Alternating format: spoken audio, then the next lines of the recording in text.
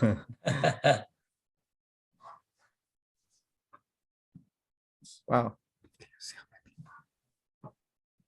Yeah, we're live now. Yeah.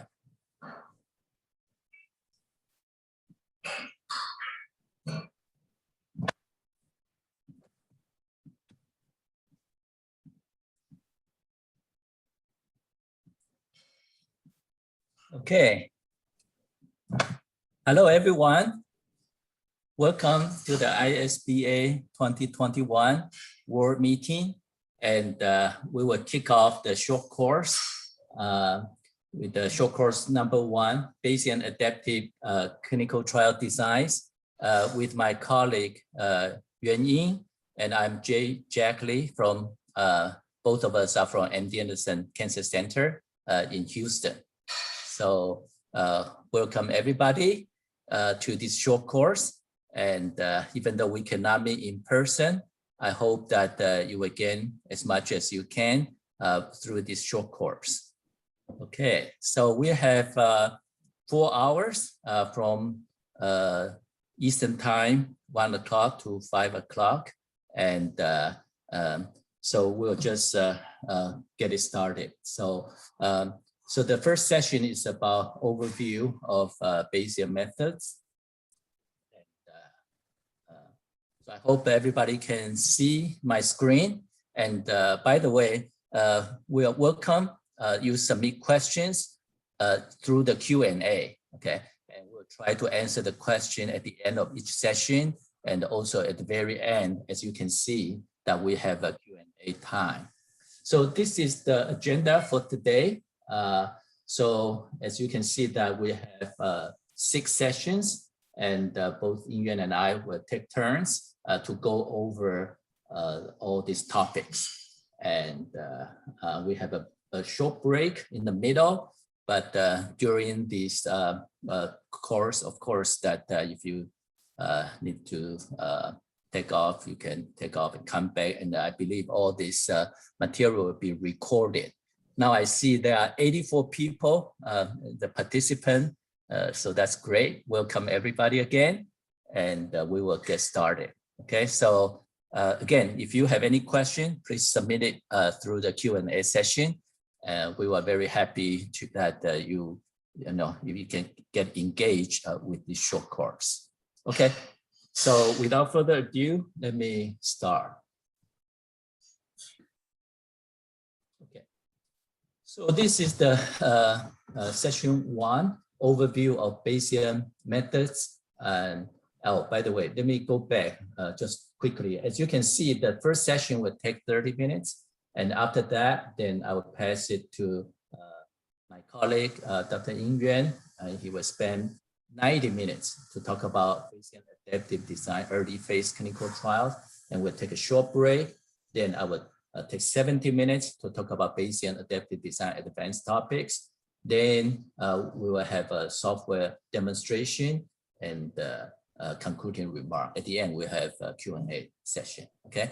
So it's a very tight schedule, and we will go over the material very quickly. So if you have any question, please do submit the question through the Q&A sessions, okay? So in this first session, regarding the overview of Bayesian method, and this probably are not new to most people, okay? But still, it helps us to get a quick overview so we are all on the same page. So I will talk about statistical inference and Bayesian learning, Bayesian update through Shiny applications, price specification and sensitivity analysis, compare and contrast Bayesian frequentist methods, and also give an introduction to adaptive design, which is the main topic of this short course.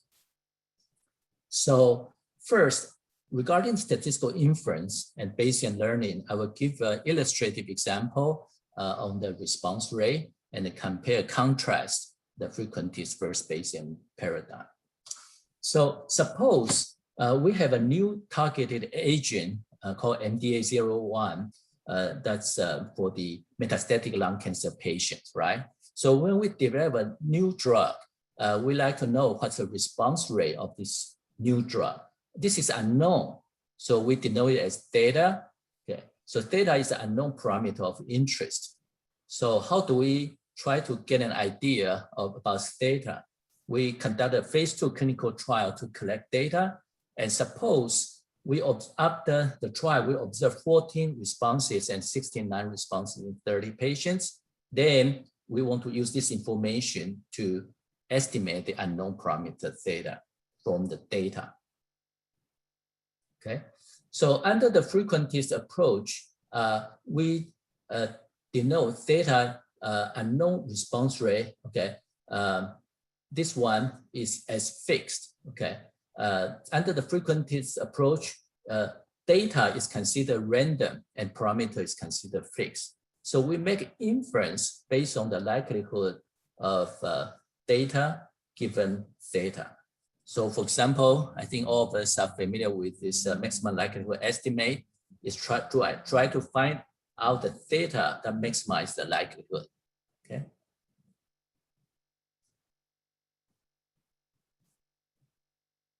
Okay. On the other hand, for the Bayesian method, okay, first the Bayes theorem was published in 1763, 2 years after Reverend Thomas Bayes died by his friend Richard Price. So that's more than 250 years ago. Okay? So under the Bayesian approach, because data is already observed, so we consider they are fixed, they won't change. But on the other hand, the parameter theta is unknown, which has a distribution. So we use Bayes theorem to calculate the probability of theta given data. But first, we need to have a prior of theta and then times likelihood, and that forms the posterior of theta. And it's an iterative process. We continue to update the information to when we have a new data, and then we have updated estimate of the posterior distribution of theta. So Bayesian 1, 2, 3 is simply prior plus data become posterior. Posterior become new prior plus new data to form a new posterior. So the motto of the Bayesian approach is that we learn as we go. The challenges are in two folds. First is a computational, because other than some nice analytical simple form, many of this posterior distribution has no closed form. So in the past, it's very hard to compute. But with the faster computer and better computational algorithm, this is no longer a hurdle. So that's great. And then another thing that we need to continue to work on is the prior specification, which I will talk more later.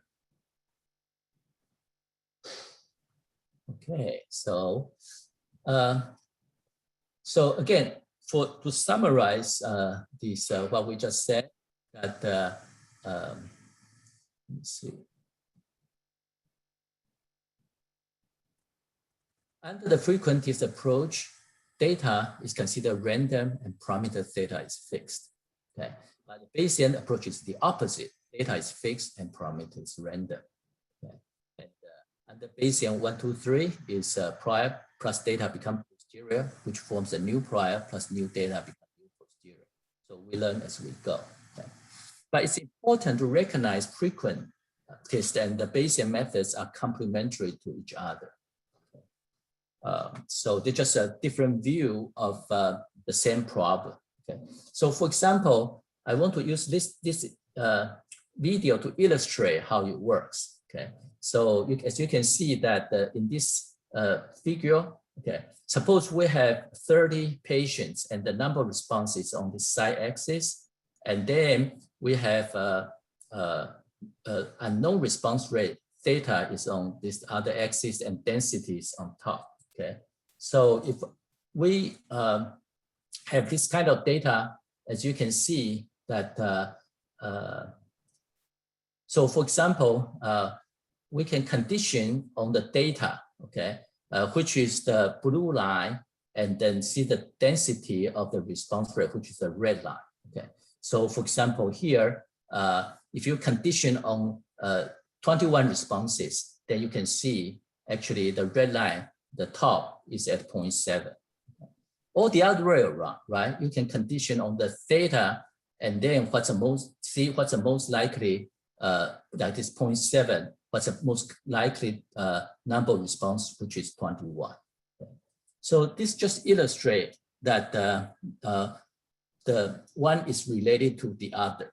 So if we project the response rate to this back wall, so the green line represents the prior, okay, and then the blue line represents the likelihood. So you synthesize the information to form the posterior distribution. So that's a concept of the Bayesian approach. Okay. So in this example that we want to find out the response rate of a new drug. Okay, how do we do that? So for example, we want to conduct a clinical trial, a phase 2 clinical trial in 30 patients. And then from that, we measure, we see how many responses, and then update this unknown response rate, okay? So this unknown response rate, before we start, we can think that we don't know anything about that. So we give a uniform prior distribution, okay? So as you can see, this red line is flat, okay? And then when we start to observe data, suppose the first patient did not respond, okay? So we update the prior to form this posterior. So, and then the top right shows the summary of number of no response and responsive.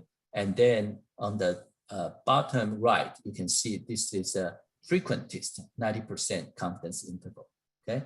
And this one on the bottom left, please focus on this one. This is the posterior distribution of the response rate, okay? So as you can see that the second patient also did not respond, okay? And that become this blue line, okay? And the third patient is a responder, so become the red line, okay? So in this presentation, that the blue always means the prior, okay? And then update with the newest data become the red line, which is the posterior. So now we have 1 out of 3 patient responded. So you can estimate that response rate is probably 1/3, right? As can be depicted here, as around the mode here. So now we have this posterior distribution of the response rate like that. But do we know the true response rate with good confidence? No, right? Because only 1 out of 3 patients are in the trial so far. So we continue to enroll patients. And as you can see, that whenever you see a non-response, okay, this posterior response, posterior distribution, if it's a non-response, shift to the left. And if you see the last one is a responders, it will shift to the right. Okay? And not only that we have more and more information, right? So at the end, this posterior distribution will pick up higher and higher. So now, after observing the 30 patients, we have 14 responses and 16 no responses. And then we can calculate this observed response rate is 0.467. And then we can have the very beautiful posterior distribution as well as a frequentist confidence interval, as you can see here. Okay, so the question asked to you is that which method yields more information? Is this the Bayesian way or is the frequentist way? I think the answer is clear, right? I mean, the Bayesian posterior distribution contains a lot more information. And that's why you are in this class today, right? In this short course. And again, I hope you will learn something useful to you and also some new insight of how you look at the problem. So let me just summarize what we have learned so far, okay? So we have a prior distribution to begin with, which is uniform 0,1 or beta 1,1. And after treating 30 patients, we see 14 responses and 16 no responses, right? And then the posterior distribution become beta 15, 17. That's a nice conjugate distribution. So we have this posterior distribution here. So with the posterior distribution, we can construct the 90% highest probability density interval, like shown in the blue here. Okay. Moreover, we can ask the question, what is the probability of theta greater than 0.3? Okay. And then from here, it's very simple, right? You just integrate out the area that greater than 0.3. So the answer is 0.976. What's the probability theta greater than 0.5? It's 0.36. What's the probability of theta greater than 0.6? It's only 0.068. So you see, not only that you know the point estimate and the highest probability density interval, you can also know what's the response rate greater than 0.3, 0.5, and 0.6. So it seems like a very simple question, right? Very kind of good question to ask, right? If I were a patient, I would like to know that, right? But this question simply cannot be answered by the frequentist approach. Why? It's because frequentist approach assumes the theta is fixed, it's unknown, and it's fixed, but it doesn't have a distribution. Okay. So under the Bayesian approach, we can also do the hypothesis testing to test that non-hypothesis theta is no greater than 0.3, or alternative hypothesis theta is greater than 0.3. So again, with this prior, we have a posterior distribution. So the way to do it is compute, the prior odds and then posterior odds. So for example, with this posterior distribution, the blue area here illustrate the posterior distribution that H0 is true, okay? And red area represent the area, the probability that H1 is true. So if you simply take the prior odds and posterior odds, then you can compute a base factor of zero hypothesis, H0 versus H1, and it's 1/17.4. So what does it mean? It means after observing the data, the posterior odds in favor of H0 is 17 times weaker than the prior odds, or actually H1 is 17 times stronger. So how can we learn about the Bayesian method? For people who are new in this area, we developed the Shiny apps. Okay, so I'm going to illustrate very quickly the two scenarios. One is beta binomial distribution, one is a normal distribution. For normal, we assume variance is known or unknown, okay? And all you need to remember is this URL, trialdesign.org. It's all free, by the way. Okay?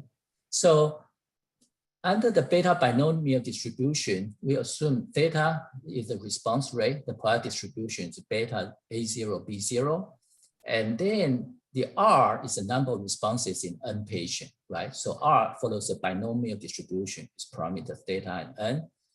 Then the question asked is what's the posterior distribution of theta given R? Okay. So it's very simple. You simply add R to A0 and N minus R to B0, okay? So graphically, suppose we start with beta 1, 1, which is a uniform 0, 1, right? So suppose we observe one success, two failure, then this posterior distribution is shown in the red line here. And then this red line becomes the blue line for the next iteration.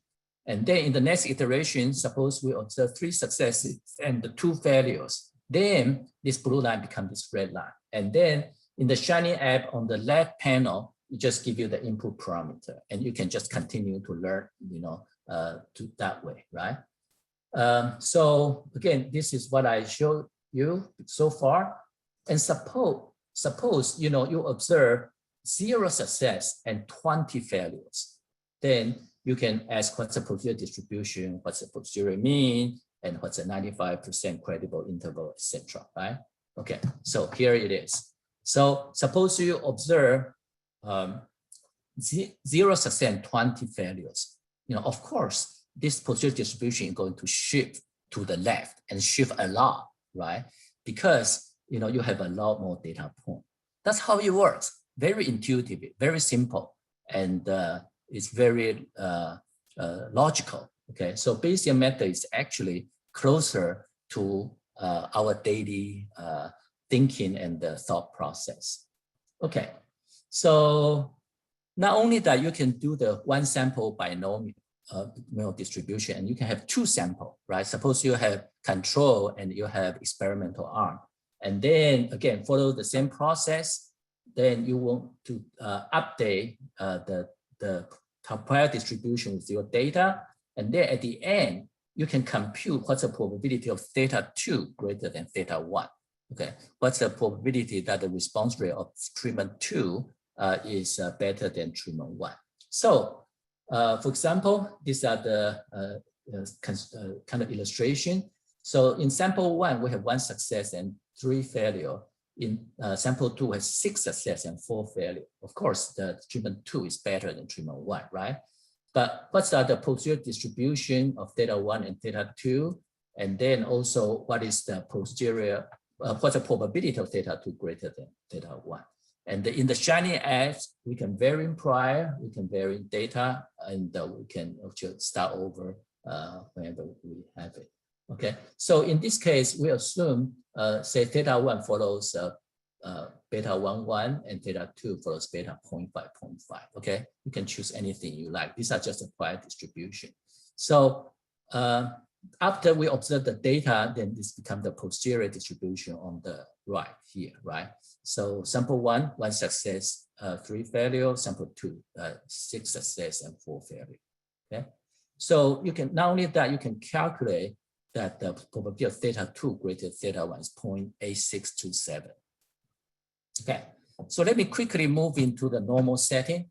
Okay, so let's assume the population mean mu, okay, follows the prior distribution of mu's with normal mean mu 0, variance sigma 0 square, and then yi be the observed data given mu and known variance theta square. Okay, then very simply that you probably learned in your first Bayesian course, the posterior distribution of mu given y is a weighted average of the prior mean and then the sample mean. Okay, and these are the weights you have. So suppose we have these situations. Okay, first that they take mu 0 equals 0, sigma 0 square equals to 10. Okay, and then this known variance equals 4. Okay, so and then the prior distribution is normal 0, 10, and we enter 5 data point, and then 3 data point, and then 6 data point in 3 steps. And you can calculate this posterior distribution. Okay, so is this result reasonable? Is anything bothering you? Actually, you don't know it if you just look at these numbers, right? But graphically, it's very, very helpful. Okay, I cannot emphasize the importance of looking at the graph. Okay, so here, this one, the left panel shows the prior distribution before we enter any data, and then after we observe 5 data points, as you can see here, down below 1, 2, 3, 4, 5 here, showing by this triangle here, then this blue line becomes this red line, right? So it shifts, not only shift to the right, but it also picks up because we have more data, right? Okay, so these are the result of 5 new data values. And then from here, remember this red line becomes the blue line, right? Suppose we observe 3 new data values here, okay, 8, 11, 11. Then you can see that this posterior distribution shift further to the right, okay?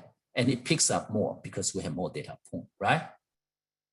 But now, let's assume that we have 6 new data points. They are all 4 on the left here. And of course, this prior distribution blue will shift to the left, right? Because new data are all on the left. But the question is that, is there anything wrong here? You know, is there any problem here? You know, since I cannot see you, so you can just ask yourself, are you troubled by this? I think the answer is yes. Why? It's because data jump, left and right. It seems that the posterior shift, the direction shift is correct. But why will it kind of picks up more and more, right? Doesn't make sense. Okay. And this is because we have a non-variant situation, and that's problematic. This model doesn't fit the data. Okay. So we need to look at the unknown variance case. So in the unknown variance case, not only that we have a distribution for the mu, we have distribution of the variance, sigma square, okay? And we assume it's an inverse gamma. And if you go through this kind of derivation, okay, these are what you have. So the posterior distribution of mu and sigma, given the data, is normal inverse gamma joint distribution, okay? And then you can see the derivation, which I don't have time to go through in detail, but it's a very interesting exercise. You can do it yourself, okay? So the marginal posterior distribution of mu is the T distribution. Okay? And then, of course, the variance still become the inverse gamma distribution. Okay? So if you go through the same exercise, okay, but this time you assume the variance is unknown, okay, and then you will have the top row depict the distribution of the mean, bottom row depict the distribution of this variance, okay? So you can see that with 5 new data points, you can like that, okay? With 3 new data points to the right, you see that, and then with 6 new data points to the left, you can see that not only the direction shift, but also actually it's not picks up like before. For the mean, for the variance, you can see the distribution looks like that. It gets bigger and bigger, the variance. Okay, so I'm running out of time, but let me just quickly go over another thing regarding the prior specification and sensitivity analysis. So how to elicit prior and then how to perform the sensitivity analysis. So this is a simple example for diagnostic testing. Suppose we have a true test result and the true result, whether patient have a disease or not, okay? And you can calculate the sensitivity, positive predictive value, etc. Okay? So under this kind of setting, okay, so suppose a test of lung cancer has 90% sensitivity and 95% sensitivity and 90% specificity, then if you are test positive, do you have to worry about having lung cancer? Yes, no, or don't know? Okay. Ask yourself. Seems like a very good test, right? So you would think that probably, you will have lung cancer. And if you are test negative, are you safe? Means that you don't have lung cancer. And when your answer change, suppose the test has 99% sensitivity and 99% specificity, a really good test. Does this change your answer? There's a key parameter missing. What is it? Okay. So for example, in the case when we have prevalence is 50%, high risk population. Okay. And then if you are test positive, and then the positive predictive value is 90.5%, okay, 0.905. But if the prevalence is only 10%, then you only have about 51% chance of being positive. On the other hand, if the prevalence is 1%, then even if you are test positive, the chance you will have disease is less than 10%, okay? And then even if a test has 99% sensitivity and specificity, if you have prevalence is 1%, the positive predictive value is 0.5, okay? So in the Shiny X, we built this diagnostic test. So we have a 100 by 100 grid, okay? For each, you can see that this blue area, dark blue area corresponding to the true disease, okay? So in this case, the prevalence is 30%, okay, 0.3 here. And then the light blue area is in the real population, they don't have disease. And then the cell with a red dot on it means that it's test positive. So now in this case, if the question is that if you are test positive, okay, okay, first, these are the disease, okay, and the amount of these test positive, and the amount of no disease, they are test positive, okay? So in this case, that the positive predictive value under the case the prevalence 0.3 is 0.8, you are likely to have disease. So you can actually vary the prevalence on the x-axis, and you can show the positive predictive value and negative predictive value. So in this case, we have prevalence 0.3, so probably have disease about 0.8. Okay? And then you can see that you have different prevalence, then you have a different PPV. So this shows the table showing that the prevalence is actually the prior. Positive predictive value is the posterior. Okay, and then depending on what's a prior, then you have a different result of the positive predictive value. So prevalence is important. You need to know that. Okay, and positive predictive value cannot be calculated without the prior.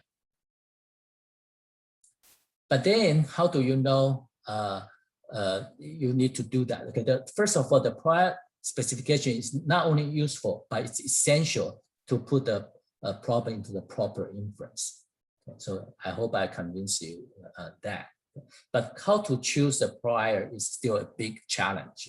So there are objective prior, non-informative prior, diffuse prior, and how to elicit prior is, again, this is an active research area, which I don't have time to go into, okay?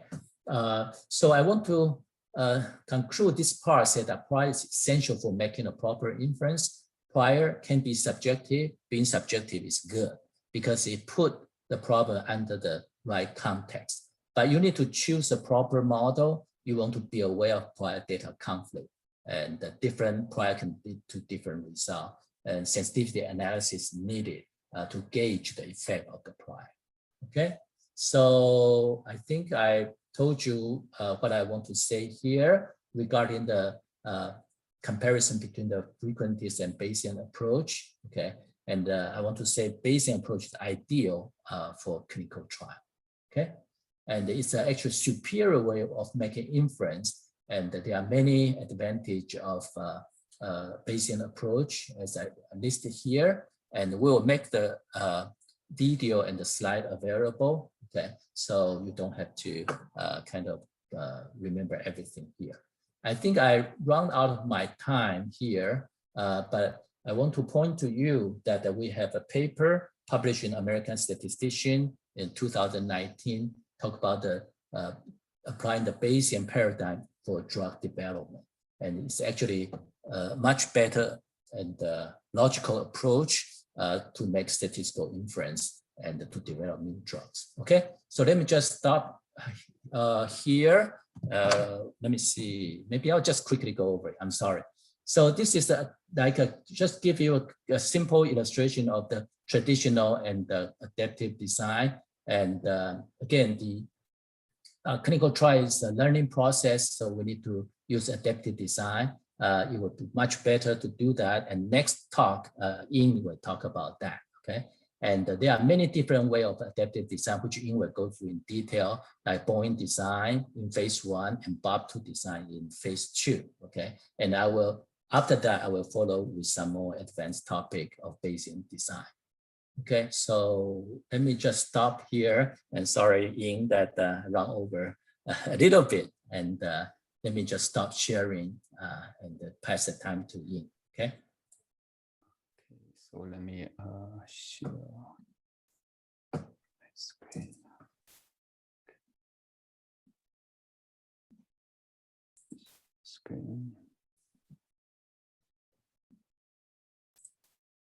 Okay, I think, can you see my screen? Yeah, okay. Okay, thank you everyone for joining this short course, and thank Jack to give a very nice introduction about Bayesian statistics. It's pretty challenging to cover everything in 30 minutes. Okay, let me see. Good. Okay, so some of our attendants joined late. So here is the agenda. I think Jack has talked about it, but I quickly go through it again. And in the next 90 minutes, I will talk about the first part of Bayesian adaptive design, mainly focus on early phase clinical trial. And then we have 10 minutes break. And then Jack will pick it up and talk about more advanced topic in clinical trial design. And then we have 20 minutes about a software demonstration and followed by 10 minutes Q&A. Okay, so here is the outline of this 90 minutes session two.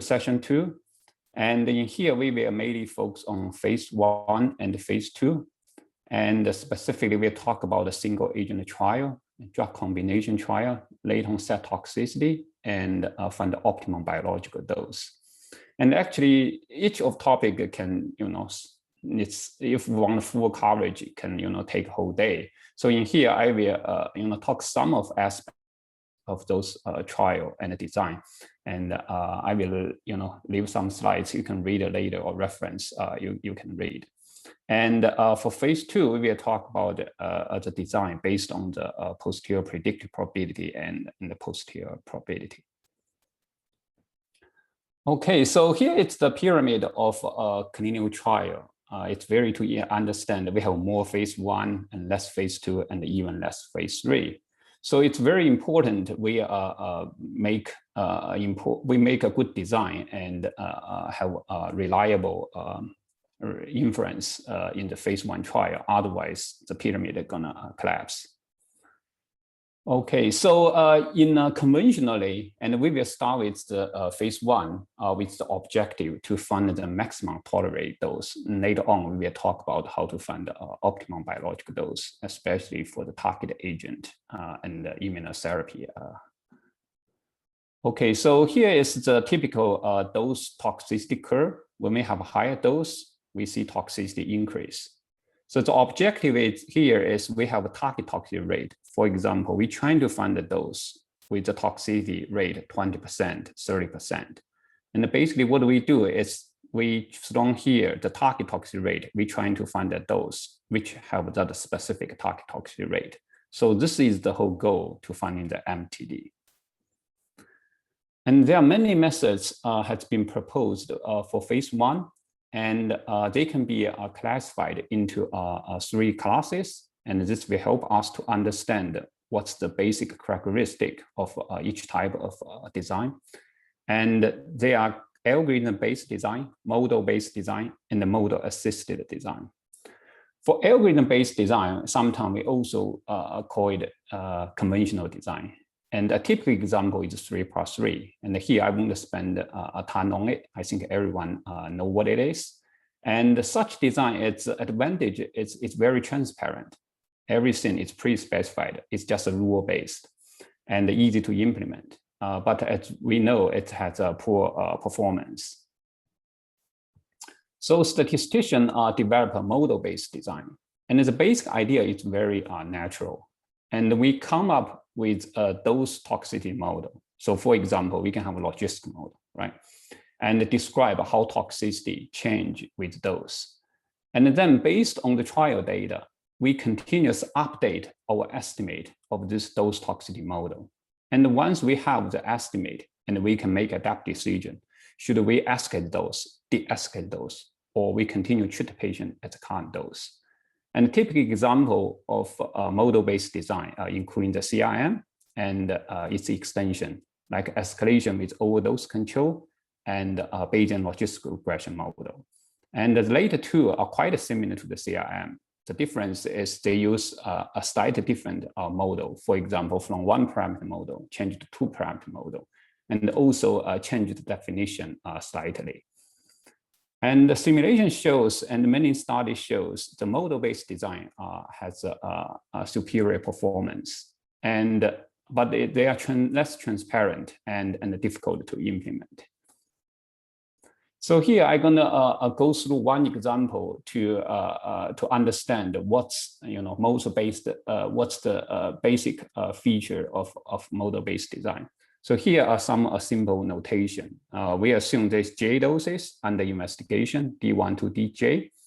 And the PJ, it's the DLT probability at dose level, DJ. And the phi is our target. And NJ is number of patients treated at dose level, J. And the YJ is number of patients experienced DLT at dose level, J. Okay, for the CRM, And the basic feature is first, it assumes a parametric model for the dose toxicity curve. So here, PJ is the true toxicity rate of dose level J, and the AI is our prior estimate of DLT probability at dose level J. And we can call it a skeleton. I will explain why it's called a skeleton. And of course, our true DLT rate, it's not necessarily always equal to prior estimate. So how we such uncertainty? So here we introduce a parameter alpha. So basically alpha gonna link our prior estimate with the true DLT rate. And when we have different value of alpha, we have different relationship between the true DLT rate and our prior estimate. So once we have this model, we have a whole picture of those toxicity curve.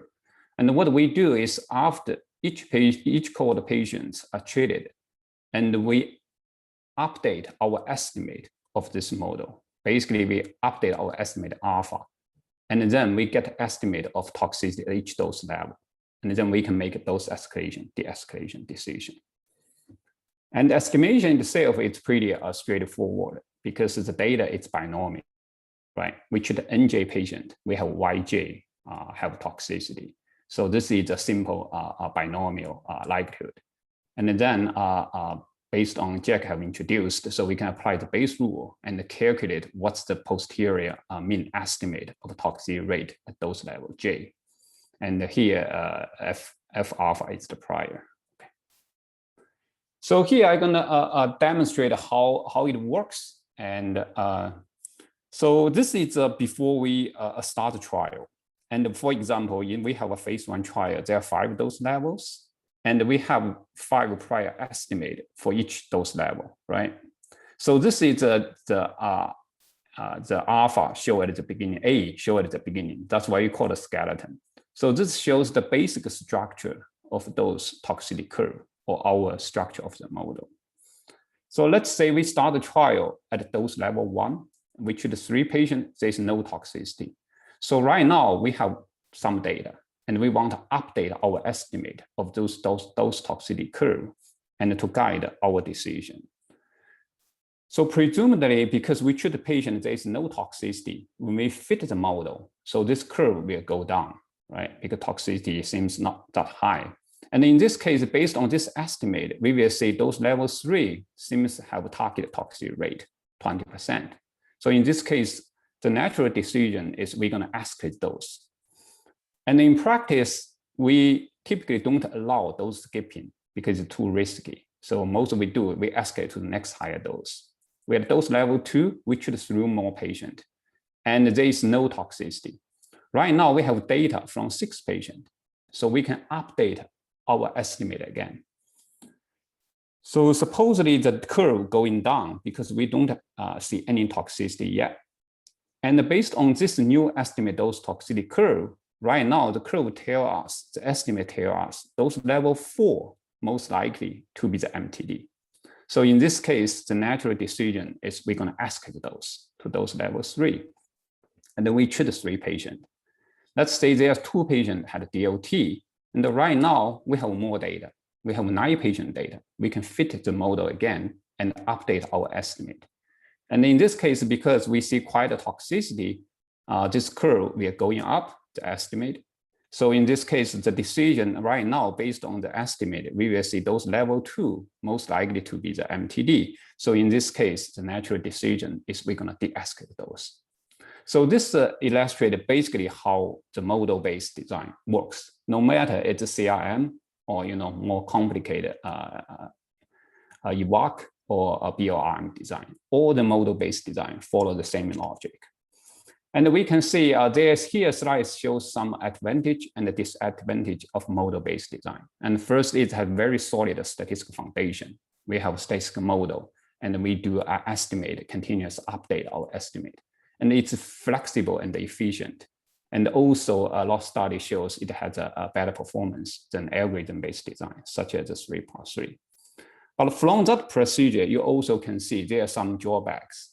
And the first is all the decision based on the model estimate. And you can imagine if model misspecified, the performance can be compromised, right? So, and the second one is it's need specialized expertise to carefully calibrate the prior and the model. And Jack in the first session showed the prior and the model specification make a huge difference. Especially in this case, we have very small sample, and this makes this problem more serious. So in other words, to make the methods work well on the very small sample size, 20 patients, 30 patients, it's really important to carefully calibrate the prior and the model. So this is not a very simple task. And lastly, it's more from a practical point of view. So the whole method works like a black box, especially for a non-statistician. And because at any time we don't know what's going to happen, we have to fit the model. Let the model tell us what we're going to do. So this is a little bit a challenge to communicate with non-statistician. So the question is, we know 3+3 is simple, right? Model-based have good performance, very flexible, very efficient, but difficult to implement. So the question is, can we have a design which is simple as 3+3, but has good performance as well as model-based design? So this is a motivated model-assisted design. And the model-assisted design refers to a class of design that utilize the model for efficient decision-making. And this is similar to model-based design. But it's those escalation de-escalation rule can be predetermined or pre-tabulated before the trial start. So when we really conduct the trial, it works like algorithm-based design. So very easy to implement. So later on, I will show how it do. So in other words, so this class of design are combined the both feature from algorithm-based design and the model-based design. It's easy to implement and has superior performance. So in here, we will spend a little bit more time to talk about model-based design because it's simple and easy to implement and also have a good performance. So here, this is a review paper about this paradigm, model-assisted design paradigm, co-authored by Jack and me. And I think it's very easy to read. And if you have a chance, take a look. Okay, so there are various of model-assisted design. So here we will cover several examples. So our audience can have a good, good understanding of this new class of design. So one example is the MTPI design. So in this design, it's modeled the toxicity at each dose independently, use beta binomial model. And as Jack showed, and this is the very straightforward model, posterior is also beta. Okay, and then how we make a decision. And in this approach, the MTPI divided the toxicity interval into the toxicity range into 3 intervals. The one is proper dosing interval. So basically it's the target with some margin minus delta 1 plus delta 1. And then there is under dosing interval. Basically it's below this lower bound, and the overdosing interval, it's above this upper bound. So for example, if our target is 20%, so the 3 interval can be 0 to 20%, 20 to 30, 30 to 1.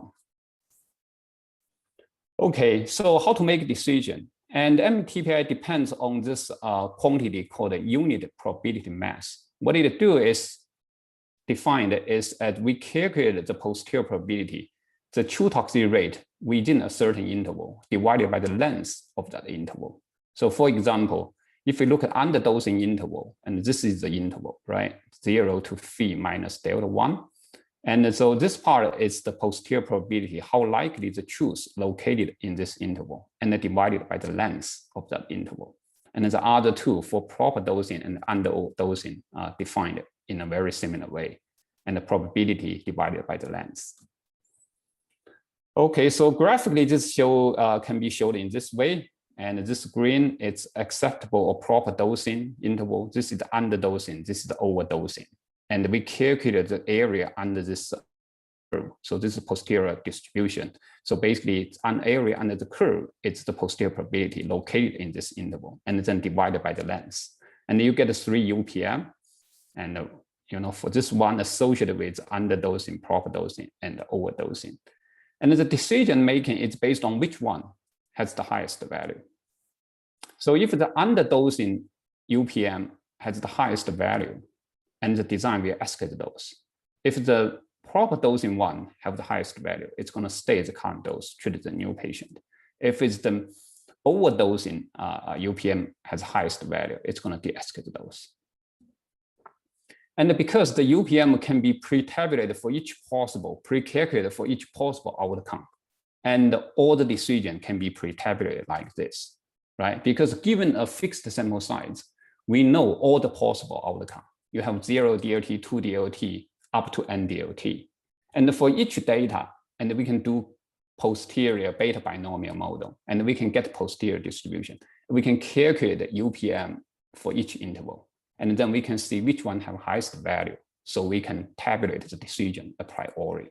So that's why we get this decision table. And this makes implementation easy, because by that time, you don't have to do calculation. What you do is look up the table and make a decision. You escalate, de-escalate. Okay, so there is an issue with this UPM decision rule. So let's say we consider a trial with those three intervals. Okay, so underdosing is 0 to 17%, and the proper dosing is 17 to 23%. Overdosing is about 23%. So let's assume, given the current data, the posterior probability this dose underdosing is 1%. The probability proper dosing is 9%, and there is 90% chance this dose is overdosing based on the observed data, DJ. Okay, from here you can see there is dominant evidence shows this dose level J is toxic, right? We should de-escalate those, right? However, if you calculate UPM, what's going to happen? So this is the UPM of those three intervals, because you have divided this probability by the length. And you will notice right now, the UPM2, the proper dosing interval has the highest UPM. So based on the design, they will stay at the current dose. So that means even the data shows the dose has 90% chance of overdosing. The design will continue to the patient at that dose. So this is a very risky, high-risk decision. So to address that issue, the keyboard design was proposed to address that issue. The basic idea is this. So once we have our target interval, right? So it's around our target toxicity rate, for example, 20% to 30%. And we call it target key. And then we populate this interval towards both sides of the target key, form a series key of equal length, span 0 to 1. So, you say it's our target, it's 20%, our target interval is 20 to 30%, and we form a series, 0.1 width interval on both sides. This form a series key. So what we can do is we compare so-called strongest key with target key. Depends on where its location, make the decision escalation, de-escalation. So target key, strongest key, is defined as the key have the largest area under this posterior distribution. So this represents where the true value of PJK is most likely located. And the decision is pretty simple. If the strongest key on the left, and we're going to escalate those. If it's on the right, we're going to de-escalate those. If the overlapped, we're going to stay at current dose. So here contrast those two designs. So by doing this, the keyboard address the high risk issue of the TPI design. Okay, so next we will talk about another modal assist design called Bayesian optimal interval design. So among all the modal assist design, this is the simplest one. So decision rule is straightforward, can be present in this flow chart. So what we need to do is we compute the DLT rate at current dose. For example, you treat 3 patients, there is 1 DLT, that's 33%. You treat 4 patients, 1 DLT, that's 25%. So what we're going to do is we compare that observed DLT rate with 2 cutoff. One is escalation boundary, one is de-escalation boundary. If it's less than escalation boundary, we're going to escalate those. If it's greater than de-escalation boundary, we're going to de-escalate. If it's between, we're going to stay at the current dose, treat the next cohort patient. So here are the escalation, de-escalation boundary for common used target toxicity rate. So for example, if we have a phase 1 trial target 25% as our MTD, so in this case, escalation boundary is 0.197, de-escalation boundary is 0.298. So if we plug it in, so this is your design looks like. So basically, you compute the DLT rate. If it's less than 0.196, escalate. If it's greater than 0.298, de-escalate. Otherwise, we stay at the current dose to the next cohort patient. So the question is, can you think any design that is simpler or more transparent than this? I think probably not, right? Even 3+3 design, it's more complicated. You have to separate rule for 3 patients and 6 patients, and they are not really consistent with each other. Because for 3 patients, 1 out of 3, you have to stay. For 6 patients, 2 out of 6, you have to de-escalate. But in here, the only thing you need to remember is those 2 boundaries. And then you can make a decision throughout to conduct the trial. Okay, so you may say, how you get this simple rule? What's the rationale? So here we want to go to a technical detail just to give some rationale and intuition behind the design. And if you're more interested in technical detail, you can look at the paper. I'm going to refer a little bit later. So let's say how really we conduct the trial in phase 1. What we do is typically we start the trial by treating first cohort patient at the lowest or pre-specified dose level. And then the new patient come in. At this moment, we have 3 possible decisions, right? We can escalate dose, de-escalate dose, or retain the current dose to treat this new patient. So let's assume if we knew the true toxicity rate at current dose. So here the PJ is the true DLT rate. And then decision is very simple, right? Because we know our target phi. If the true toxicity rate is less than phi, that means current dose is below the MTD. So we need to escalate dose. If it's greater than target, that means we are over MTD. In this case, we should de-escalate dose. And if it's the target, of course, we should stay at that dose to continue to treat the patient. So once we know this, we can easily make a decision to treat this new patient. And then another new patient come in, right? We face the same decision. And if we assume we always knew the true DLT rate of current dose, decision always simple. If it's less than phi, we're going to escalate. If it's greater than phi, we're going to de-escalate. If it's phi, we're going to stay there, treat this new patient. And we continue this process until reach the maximum sample size, and then we stop the trial. So what this means? So this means phase 1 trials can be viewed as a sequence of decision-making of assignment for patients who are sequentially enrolled into the trial. And if we knew the true DLT rate at current dose, we obtain the oracle design. Why is oracle? Because there is no decision error. Every time we make correct decision, and we assign the optimal dose to that patient. If it's too low, we will escalate. If it's too high, we're going to de-escalate. If it is MTD, we're going to stay. So the reason we call it oracle is because in reality, it does not exist because we don't know the truth. What we can do is we make a decision based on the observed data. Okay, and then how can we make optimal decision? So what we can do is we can minimize our decision rule so such that the design getting as close as possible to the oracle design.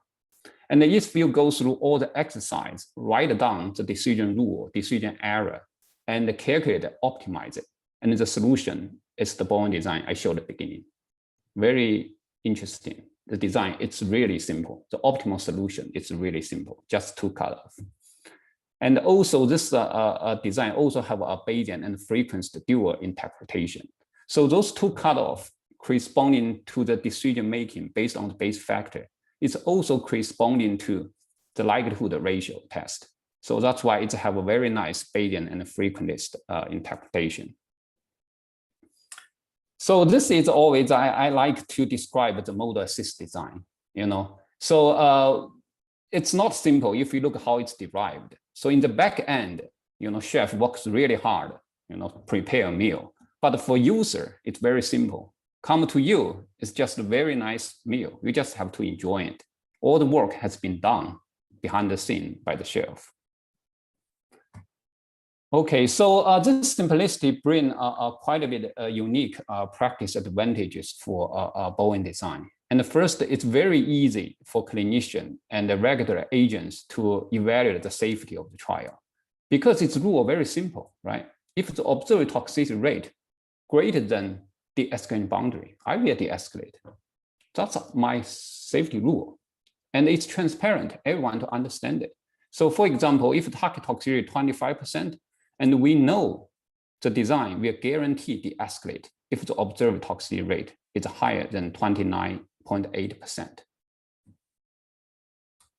And on the other hand, it's also easy for user to calibrate this design to satisfy a specific safety requirement mandated by a regulatory agent through choosing an appropriate target rate.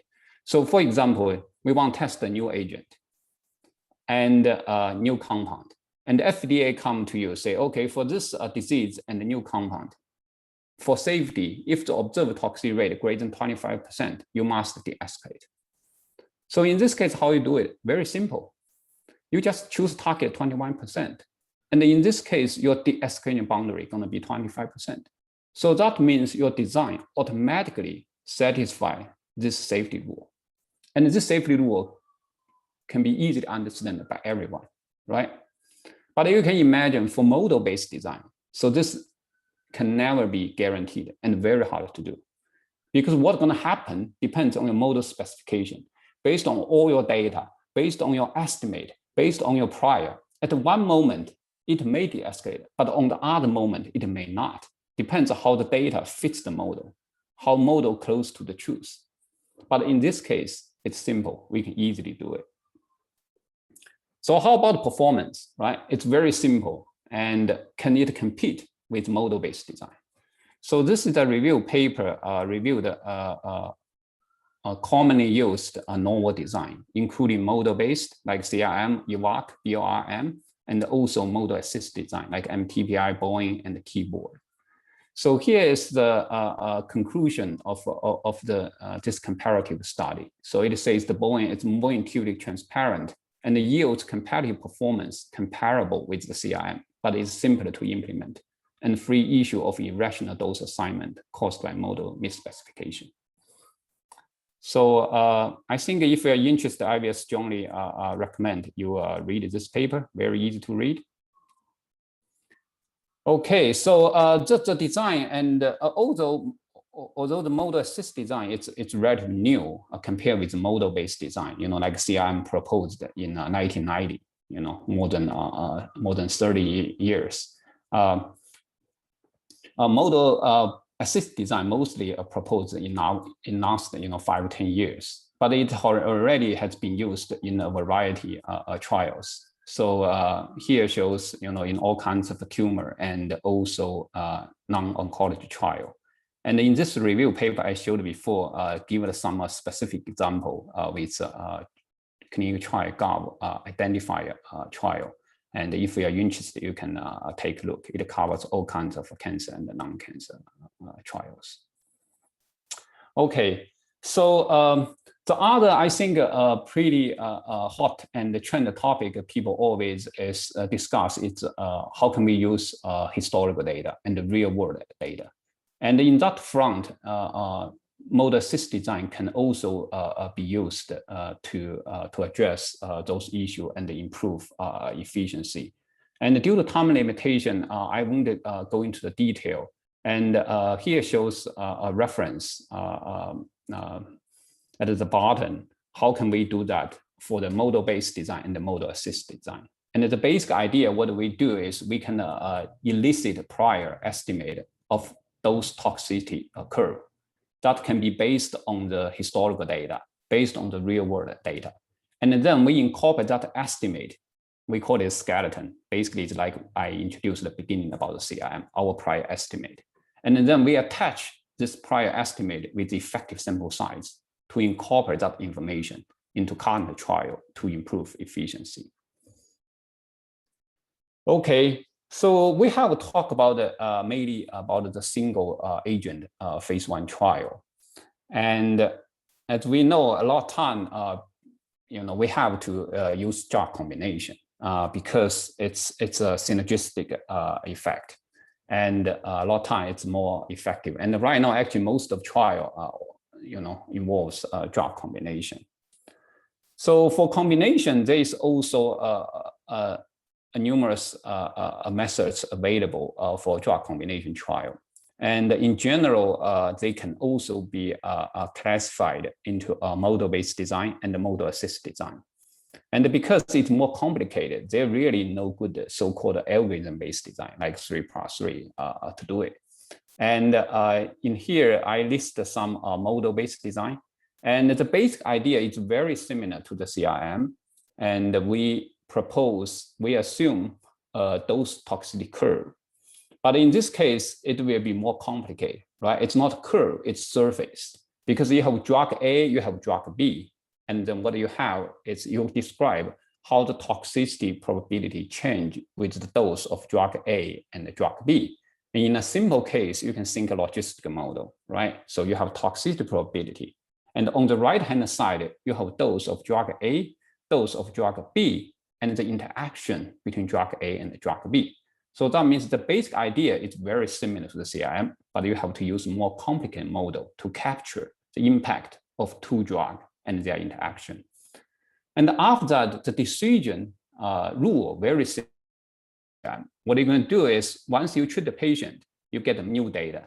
You're going to, based on that data, estimate those toxicity surface. And based on your estimate, you make a decision. I should escalate drug A or drug B. I should de-escalate drug A or drug B. And once you treat the new patient, you have more data. You update again, re-estimate the model, make a decision again. So that's the basic idea, very similar to the CRM. So again, model-assisted design take a different approach. The main advantage is it still keeps the simplicity and the transparency, but it has very good performance comparative to the model-based design. So for example, I'm going to use a Bayesian drug combination design to illustrate this approach.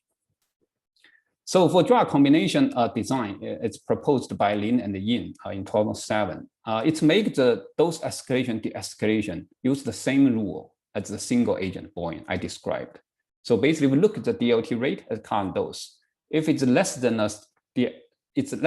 escalation boundary, we're going to escalate dose. If it's greater than de-escalation boundary, we're going to de-escalate. Right now, the difficulty is if we decide to escalate, we have two directions. We have two directions we can escalate, right? So we can escalate drug A or we can escalate drug B. How we make that decision? So for example, in here, the blue one is current dose. 3 patients, 0 toxicity.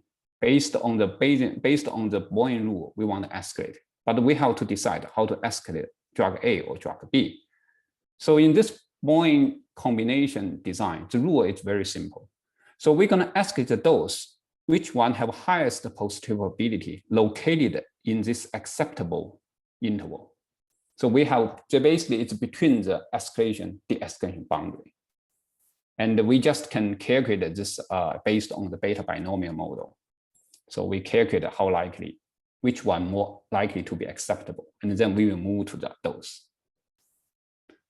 So the strength of this, why it's called model assist design is this calculation has been done behind the scene. This is like the chef already prepared the meal. So what we need to do when we really conduct trial is we don't have to worry about the model. We don't have to worry about calculate this positive probability. What we can, you just look up a decision table to make a decision. And how next I'm going to show how we see that decision table is, how we make a decision. Okay, so let's assume back to that example, this is the current dose, 0 out of 3, we decide to escalate. But for those 2 candidate dose, right, some patient has been treated in that dose. For this dose, previously 3 patients treated 1 DLT. And then for this dose, 6 patients, 1 DLT. So in this case, should we move to here or move to here?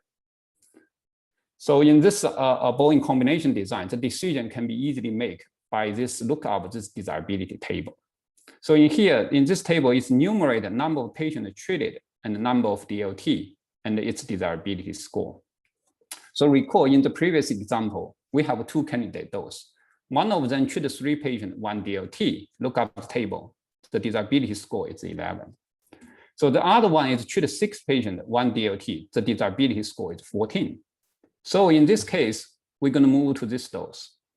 That's it. When you conduct the trial, you don't worry about how you calculate what's the model, because the chef already prepared the meal for you. And how we get this score? This score is it's obtained based on that beta binomial model. We calculate which one have higher probability located in that acceptable interval, and we sort and rank them. So in this case, you only need to look up table, make decision. Okay, in other cases, for example, we have 1 out of 3. This is the new dose, never treat the patient, 0 out of 0. And in this, what are we going to do? Look up table again. Okay, for this dose, 1 out of 3, score is 11. 0 out of 0, it's 5. So in this case, this dose, 1 out of 3, has a higher desirability score. So in this case, we should move to this combination. Basically, we escalate dose drug B. Okay, and then you will ask, when you have 2 doses, both have no data, or both have the same data, what are we going to do? And in this case, we can randomly pick one, because obviously they have the same desirability a priori. Or we can based on clinical consideration, pick one drug. For example, in here, drug A have more dose levels. So we may want to explore drug A more. So in this case, in the protocol, we can say, when the both 2 candidate combination have same desirability score, we're going to try the one. We will prioritize drug A first. So basically, we're going to escalate the dose of drug A. But that have to be specified in the protocol. Okay. So similarly, logic for de-escalation, right? So at the current dose, if we see high toxicity, it's already greater than Bayesian de-escalation boundary. And in this case, we need to de-escalate. Again, the decision is we should de-escalate drug A or de-escalate drug B. And based on the same criteria, we calculate which dose are more likely have acceptable toxicity. And then we're going to move to that dose. So again, this can be easily done through the desirability table I showed. So for example, in here, we have 2 candidate doses, 1 out of 3, 1 out of 6. So you just look up the table, 1 out of 3, that's 11. 1 out of 6, that's 14. So 1 out of 6 has better priority. So in this case, what we're going to do is we're going to de-escalate drug B.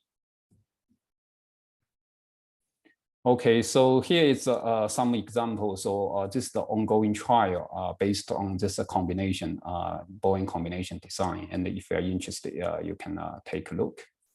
And I think this is a video going to show you how the design looks like in practice.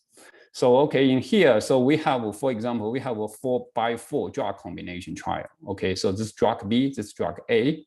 And this is our target, it's 30%. So in this case, our escalation boundary is 23.6. The escalation boundary is 0.359. So that means if observed DLT rate is greater than 0.359, we're going to de-escalate. And if it's less than 0.236, we're going to escalate. If it's between those two, we think it's kind of acceptable, we will continue to the patient. Okay, so we start in, this is the lowest dose 1 and up to dose level 4, dose level 1 up to dose level 4 for drug A. So of course we start from the lowest dose 1, right, which is 3 patients. And the blue means no toxicity. So in this case, we treat 3 patients, no toxicity, the observed toxicity rate is 0%. Of course, in this case, we should escalate dose, right? Because it's less than escalation boundary. So we look up the table, both 2 candidate doses have the same desirability score because they don't have any data. And then we can randomly pick one to treat the second cohort. So in the second cohort, there is 3 patients, no toxicity. The blue means no toxicity. Again, we should escalate. In this case, we have 2 ways to escalate. We can escalate drug B or escalate drug A.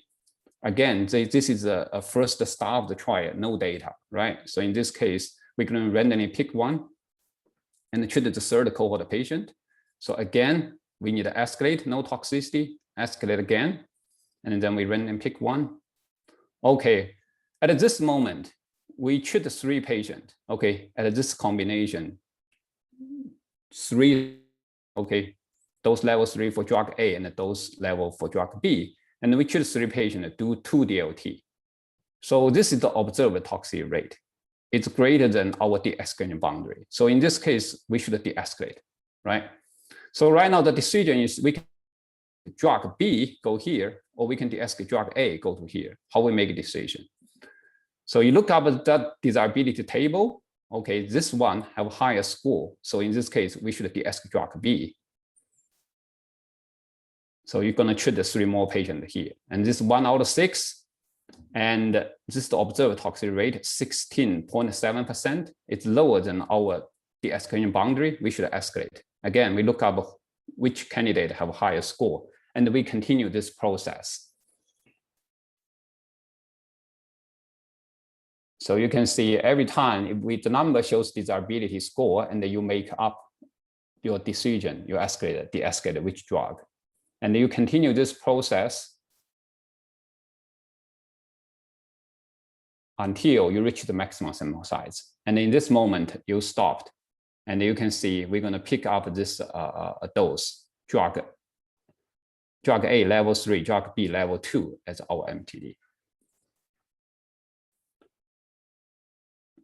Okay, the similar approach also proposed for keyboard design, and we don't have time to cover it, and you can take a look. Okay, so next is we talk about a little about late onset toxicity. And this is a very common issue in immunotherapy and the targeted therapy. And the difficulty is how we conduct the trial. So for example, if the DLT take 8 weeks to evaluate and accrue is 1 patient per month, and then on average, 5 new patients will be accrued when waiting to evaluate the previous 3 patients. So the question is how the new patient can receive timely treatment when the previous patients are pending. Of course, we can wait, right? But if you wait, it will take a very long time to finish the trial. But you don't want to wait. There's some pending patient, how we make a decision. And there are different methods for late onset toxicity. And again, they have 3 classes, algorithm-based, like rolling 6 design, model-based design, there is well-known tight CRM and the data augmentation CRM, and also there are model assist design, like time to event Bayesian and time to event to keyboard and MTPI. So for rolling 6, it's just a simple extension of 3+3, and basically what I have is it have a decision table, and they enumerate all possibilities, and they look up the table, make a decision. The issue for this design is, first, there is no really statistical rationale behind this decision table. And the second is, it's basically follows the 3+3. So it has a lot of inherit a lot of drawback of 3+3, and also its poor operating characteristic. So model-based design here, I'm going to use tighter CRM to show the basic idea. And again, so this is the CRM model we introduced at the beginning. And in here, the key idea is how we handle the pending patient, right? For the pending patient, we don't know if the patient's outcome is 1 or 0, toxicity or no toxicity. So the key idea of tighter CRM is we're going to weight those pending patients by their follow-up time. So we can incorporate partial information from those pending patients into decision-making. So how we weight it? So in here, the TI denotes the follow-up time. The capital T is the assessment window. Okay, for example, the patient has been followed 1 month. If the DLT assessment window is 3 months, the weight on 1/3. Okay, so that means that patient we only receive 1/3 of weight because that patient have not finished DLT assessment yet. And what we do is we just put this weight into the likelihood and do estimation. And the other part are exactly same as the CRM. So the question is similar as the CRM, right? Even the CRM, it's a little bit difficult for non-statistician to understand. And every time we have to fit the model. And in this case, it's a little bit more complicated because we have to put weight on the same paradigm. And estimation, it's a little bit more complicated. So the question is, can we have a design along the same way combine the good performance with the simplicity, same like the rolling 6 design. So this is a model assist design. And so here I'm going to use a tight Bayesian as an example to illustrate this approach. Okay, so first let's look at what's the really difficulty with the 8 onset toxicity. Let's assume for this drug, we expect toxicity going to be take a little bit long time, 3 months to evaluate, and then we have 3 patients enter the trial. Okay, so at this moment, the 4th patient come in, and we want to make a decision how we assign the dose for this 4th patient. So difficulty here is at this moment, we know the outcome for patient number 1, no toxicity. Okay, so each line shows the follow-up, and the red shows the DLT. Since there is no red, so this patient no DLT. At this moment, but for patient number 2, number 3, so they are pending patient, right? We know at this moment, those 2 patients have not experienced toxicity yet, but we don't know eventually they will have toxicity or not. So for example, if we continue follow, patient 3 eventually no DLT, patient 2 later on gonna have DLT. So the question is how we make a decision. And the basic idea behind the tight Bayesian is we, based on the observed data, make prediction. We're gonna predict if those patients are gonna have toxicity or not. Once we predict, we have the complete data, and then we can make a decision. So statistically, it's very simple. So this is the original, the Bayesian, right? So we make a decision based on the observed toxicity rate. So essentially, it's just the yi, it's the indicate toxicity or not. We sum them up, divided by the total number of patients. So that's the p hat. So the question statistically, the challenge here is for those pending patients, it's indicated by M, means their outcome are missing at the moment, right? So for those patients, yi, it's not observed. And we cannot calculate p hat. If we cannot calculate p hat, we cannot make a decision, use the Bayesian rule, compare with escalation, de-escalation boundary. So the simple rule is what we're going to do is we just predict and yi and plug it in, and then we can calculate p hat. And once we can calculate p hat, we can make a decision. Oh, it's lower than the escalation boundary, or it's higher than the de-escalation boundary. And then we can make a decision as usual. And so this statistic, this is known as a single mean imputation, right? And here, a lot of people may concern. So in this case, why not use multiple imputation? It's single imputation has an issue or not. So in this case, it's not an issue, because in this case, we only want the p hat, the point estimate. And the single mean imputation yields unbiased, consistent point estimate. Of course, if we want to make inference, want a confidence interval, and in this case, we should use multiple imputation. But for our purpose here, that's good enough. Again, the advantage of a tight Bayesian is all the decision rule can be tabulated. So that means when you conduct the trial, you don't have to worry about, oh, what's the imputation, what's the model you use, how you predict. So what you have to do is look up the table based on your data, make a decision. Okay, so here is part of a decision table. So one quantity here utilized here is called a standardized total follow-up time. So basically we sum up the follow-up time for all the pending patients and standardized by the DLT assessment window. So for example, if you have 2 patients pending, one followed 1 month, the other followed 2 months, then total follow-up time is 3 months. And if our total DLT assessment window is 3 months, then the STFT is 1. Okay, so what we do is at the current dose, we look at how many patients we treated, how many patients have DLT, and how many patients with pending data. And then we can look up a table, make a decision. So for example, we treat 3 patients, there is no DLT, there is 1 patient or less patient or 0 patient pending. And in this case, we don't have to worry about waiting that pending patient. We can immediately make a decision. That's escalation. And similarly, if we have 3 patients, 0 DLT, we have more than 2 patients pending. And in this case, we should suspend the accrual. So in principle, we can make a prediction, still can make a decision. But in this case, because we have too few data, and we don't want to take a risky decision. So specifically in here, if the more than 50% of the patients are pending, and we're going to wait a little bit to wait more data mature before make a decision.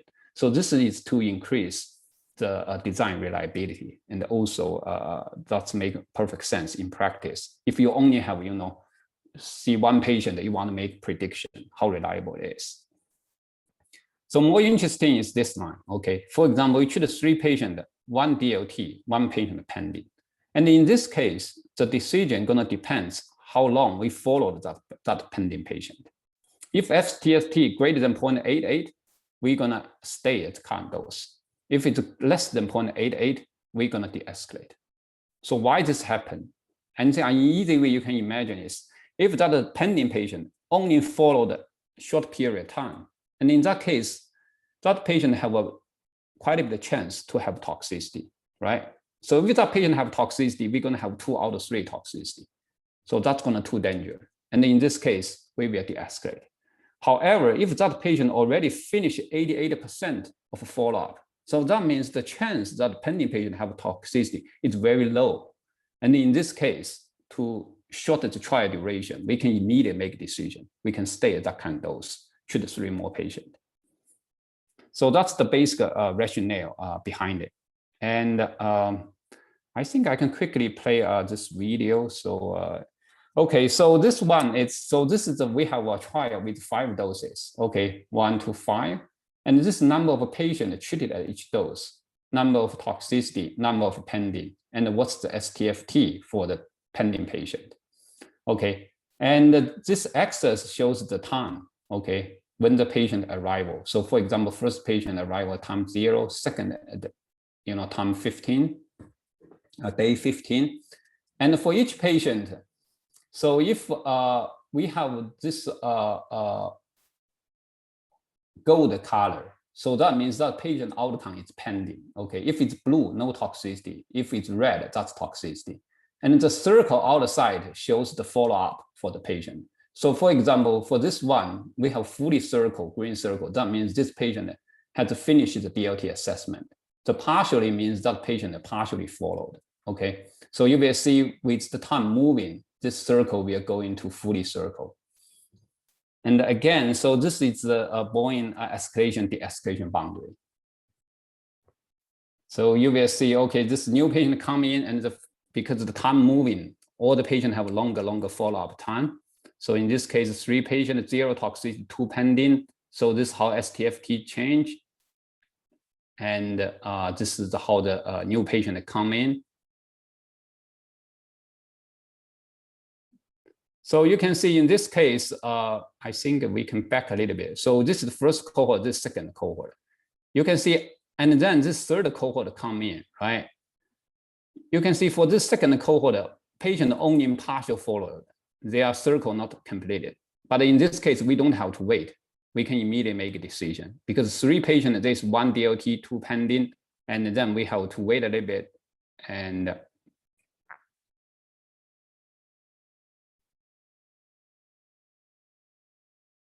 so basically, you can see how this, when the time moving, and we have longer follow-up time, and this shows how STFT change, and this shows how the predicted estimate change. So we can make a decision, escalation, de-escalation.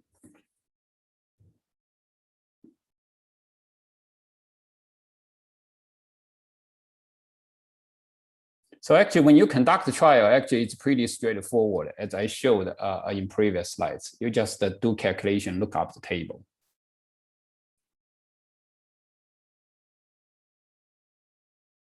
So you can see in this dynamic process, we don't really have to wait all the circle complete before we make a decision. You can see in this moment, we can continue treating patient. So this will shorten the trial duration dramatically. Okay, so I think I can skip this simulation scenes. So basically, it shows that the tight Bayesian has very competitive performance. And basically, it's a very similar performance as the tight CRM, but it's much simpler. And also, it's not susceptible to a model misspecification. And this is a trial used the design. And it's ongoing, and I top shows the NTC number, And I think you folks are gonna get the slides, and later on, if you are interested, you can read it. So this is the decision table in the protocol. So this is the reference for the time to event title Boeing, and if you're interested, you can look at it later. Okay, so this is the last topic for the phase 1 part, and this is about the optimum. How can we find the optimum biological dose? And this is a pretty hot topic and of great interest in the area of immunotherapy and the target agent.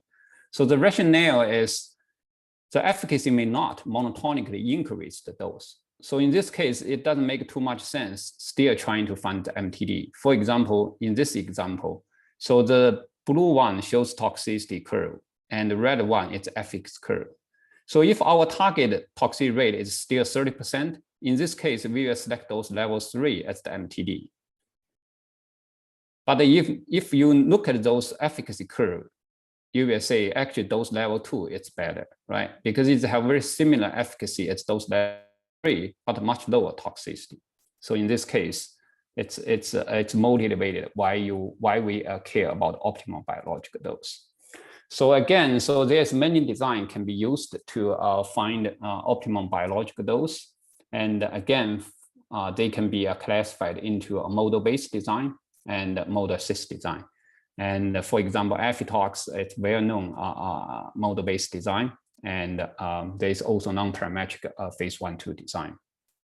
And in here, we will talk a little bit about model-assist design because it has very good performance and also very easy to implement. So our goal here is after short course, you really can utilize, some knowledge you learned here to really put it into practice, not just, oh, I learned some statistical method. So I think Jack and my goal is to hope you guys can learn something and really put it in practice to use it to make impact. Okay, so here is the Affitox design, and I think here I'm gonna quickly go through it. Basic idea is very similar to the CRM in terms of the whole paradigm, but in this case, it's more complicated because we have to consider toxicity efficacy at the same time. That means you have 2 endpoints. And then your model will becomes more complicated. You have model toxicity, you have model efficacy. And also in this case, we have toxicity efficacy, and we have to consider both in order to make a decision. And in this case, we have to consider risk-benefit trade-off. And this is the one way we can do trade-off. So those contours shows the trade-off toxicity and efficacy. And once you have that criterion, and you can, based on the model estimate, we can make a decision. We should escalate, de-escalate those. Okay, so this is a whole book talk about a phase 1/2 design. And I think if I'm interested, mainly focus on model-based design, because by that time when we wrote the book, there is no model-assist design yet. So, okay, so in here, I'm gonna quickly go through model-assist design, use Boeing 1/2 as the example. So the 1/2 means it's phase 1/2 design, consider both toxicity and efficacy. So it's not really mean 12. So in this design, of course, the first thing we have to consider is how we measure the risk-benefit trade-off, right? Because when you're trying to find the optimum biological dose, inevitable, you have to consider both toxicity and efficacy at the same time. So, but when we make a decision, we need a single metric to make a decision, which one is more desirable. So in this case, Boeing 1/2 use utility to make this risk-benefit trade-off. It's pretty straightforward and intuitive. So let's think we have a binary efficacy endpoint, response, no response, and the binary toxicity, yes, no. Obviously, in this case, the most desirable case is this outcome. We have a response, no toxicity. We give it a perfect score, 100. And the worst case is no response, but toxicity. In this case, that's the worst case, 0 score. And once we fix score, we have a scale, right? And then we can ask a clinician, use those 2 as a reference. What kind of score you're gonna give when the patient have no toxicity, no efficacy, when patient have toxicity and also have efficacy. So for example, in here, no toxicity efficacy, 40 points. If patient have toxicity, have efficacy, 60 points. So once this is defined, and we already defined the risk-benefit trade-off. And the reason I think personally, I pretty like this utility-based approach because it's very transparent and very easy to understand. And we work with a clinician on several designs use this utility. So our experience is good. They're very easy to understand what's going on because this is the outcome they really understand. When you talk about probability, and then it's becomes more difficult for clinician to understand. So we use the U1, U2 up to U4, denote those scores. And when you use pi1 to, I think this is the type of pi4, denote the probability of each cell. And in this case, we can easily get a mean utility or the desirability, right? So basically, at one dose, we have a certain probability in each cell. And each cell have a different desirability score. And we just take weighted average. So that's the desirability for that dose. And once we have this measurement, it's pretty easy to compare different dose and pick the optimal one. So in this case, the OBD gonna define the dose with the highest desirability. And the statistically behind the scene, this when we have data, we can model this utility, use a quasi-binomial likelihood, and put the binomial, put the beta distribution, beta prior, and we can easily calculate posterior. And the one nice thing about the utility is it's highly flexible and scalable. So for example, efficacy, if you have 3 categories, that's same, pretty straightforward. You know the best outcome, you know the worst outcome. And then you ask clinician, use those 2 as reference, give the score for other possible outcome. And then you can calculate mean utility as a desirability for that dose. Okay, so this is the once we have that, and this shows how the Boeing 1-2 design implement. It's pretty simple, as I promised. It's a model-based design, a model-assist design. The whole objective to it's simple. So what we do is we still use the same framework as the Boeing, and this is the escalation de-escalation boundary that shows lambda E, lambda D here. So what we do is compute the DLT rate at the current dose. If it's greater than the de-escalation boundary, the decision is de-escalate dose, okay? Because it's too toxic. We don't really have worry about efficacy. We have to de-escalate.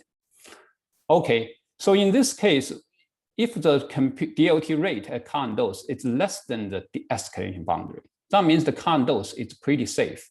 So in this case, this will be different from the MTD dose finding.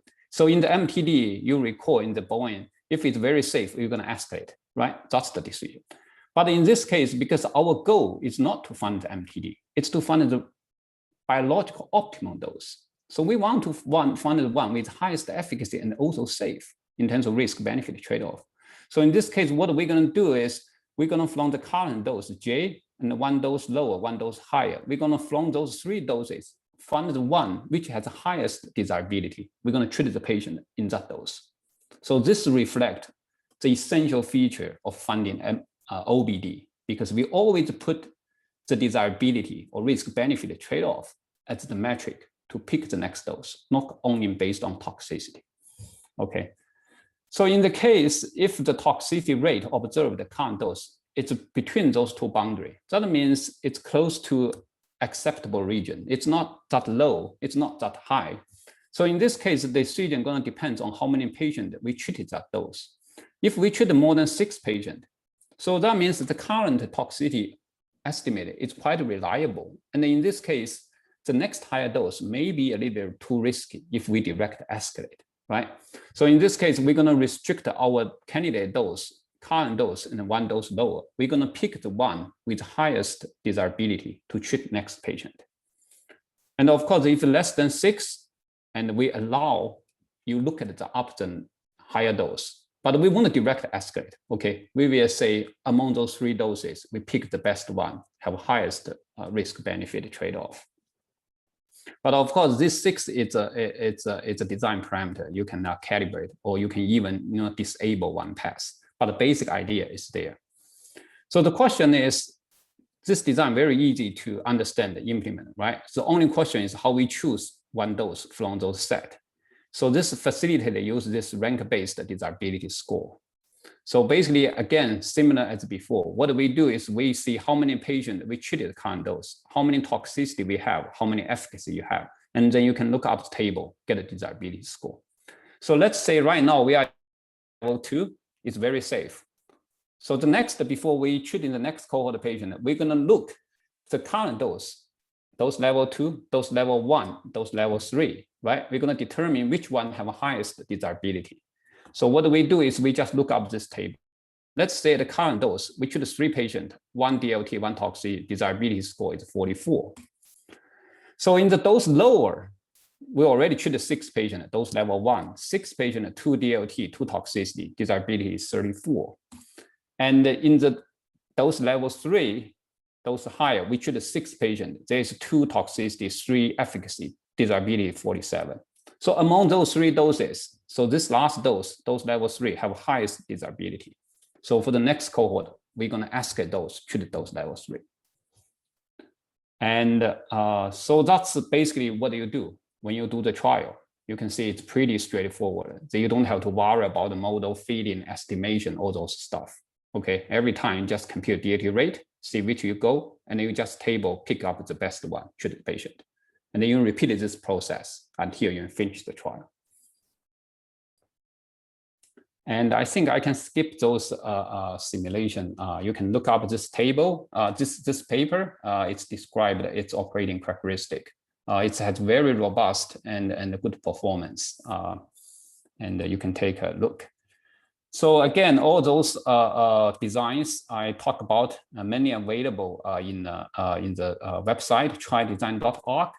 And so, for example, here is the Bayesian suite. We talk about all those Bayesian designs in the same suite. And this is also decision tree, can help you determine which design you should use when you do phase 1 trial. You're trying to find MTD or OBD. So if we do MTD, you do single agent or combination. If you do single agent, do you want to incorporate prior information? Yes or no? If yes, you're going to do informative Bayesian, I-Bayesian. So if no, the toxicity late onset or not. If late onset, we're going to use tight Bayesian, and otherwise we use standard Bayesian.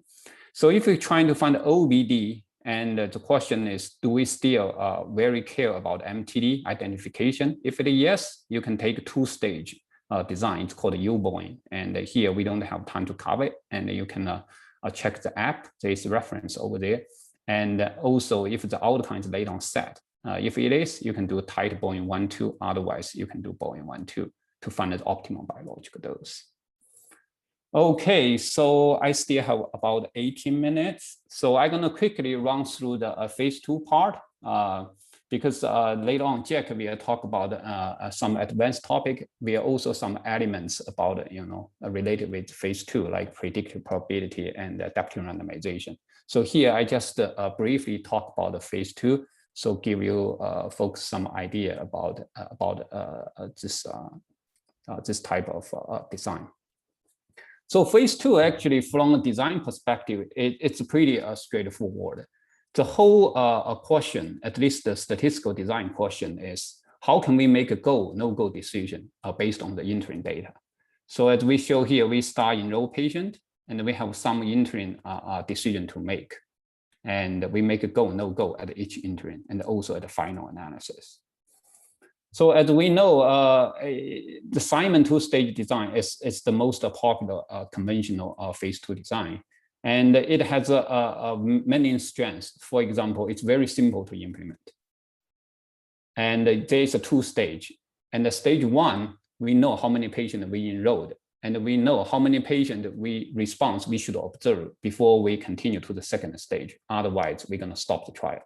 And after 2nd stage, there is a specific cutoff. We know if the number of response is more than a certain number of that number, we will claim the treatment it's promising. Otherwise, we're going to claim it's not promising. So that's very simple, transparent. The other strength is this design control type 1 and type 2 error. So we immediately know the essential operating characteristic of this design, right? Under the none, how likely you have error. Under the alternative, how likely we have error. But with the progress of the medicine and the drug development, so this design also shows some limitations. So first, it only can handle binary endpoint. And the second is there is only one interim. So for many designs, like we more and more talk about a platform trial, and it's desirable to have multiple interim along the process, and the Simon two-stage only allow one interim.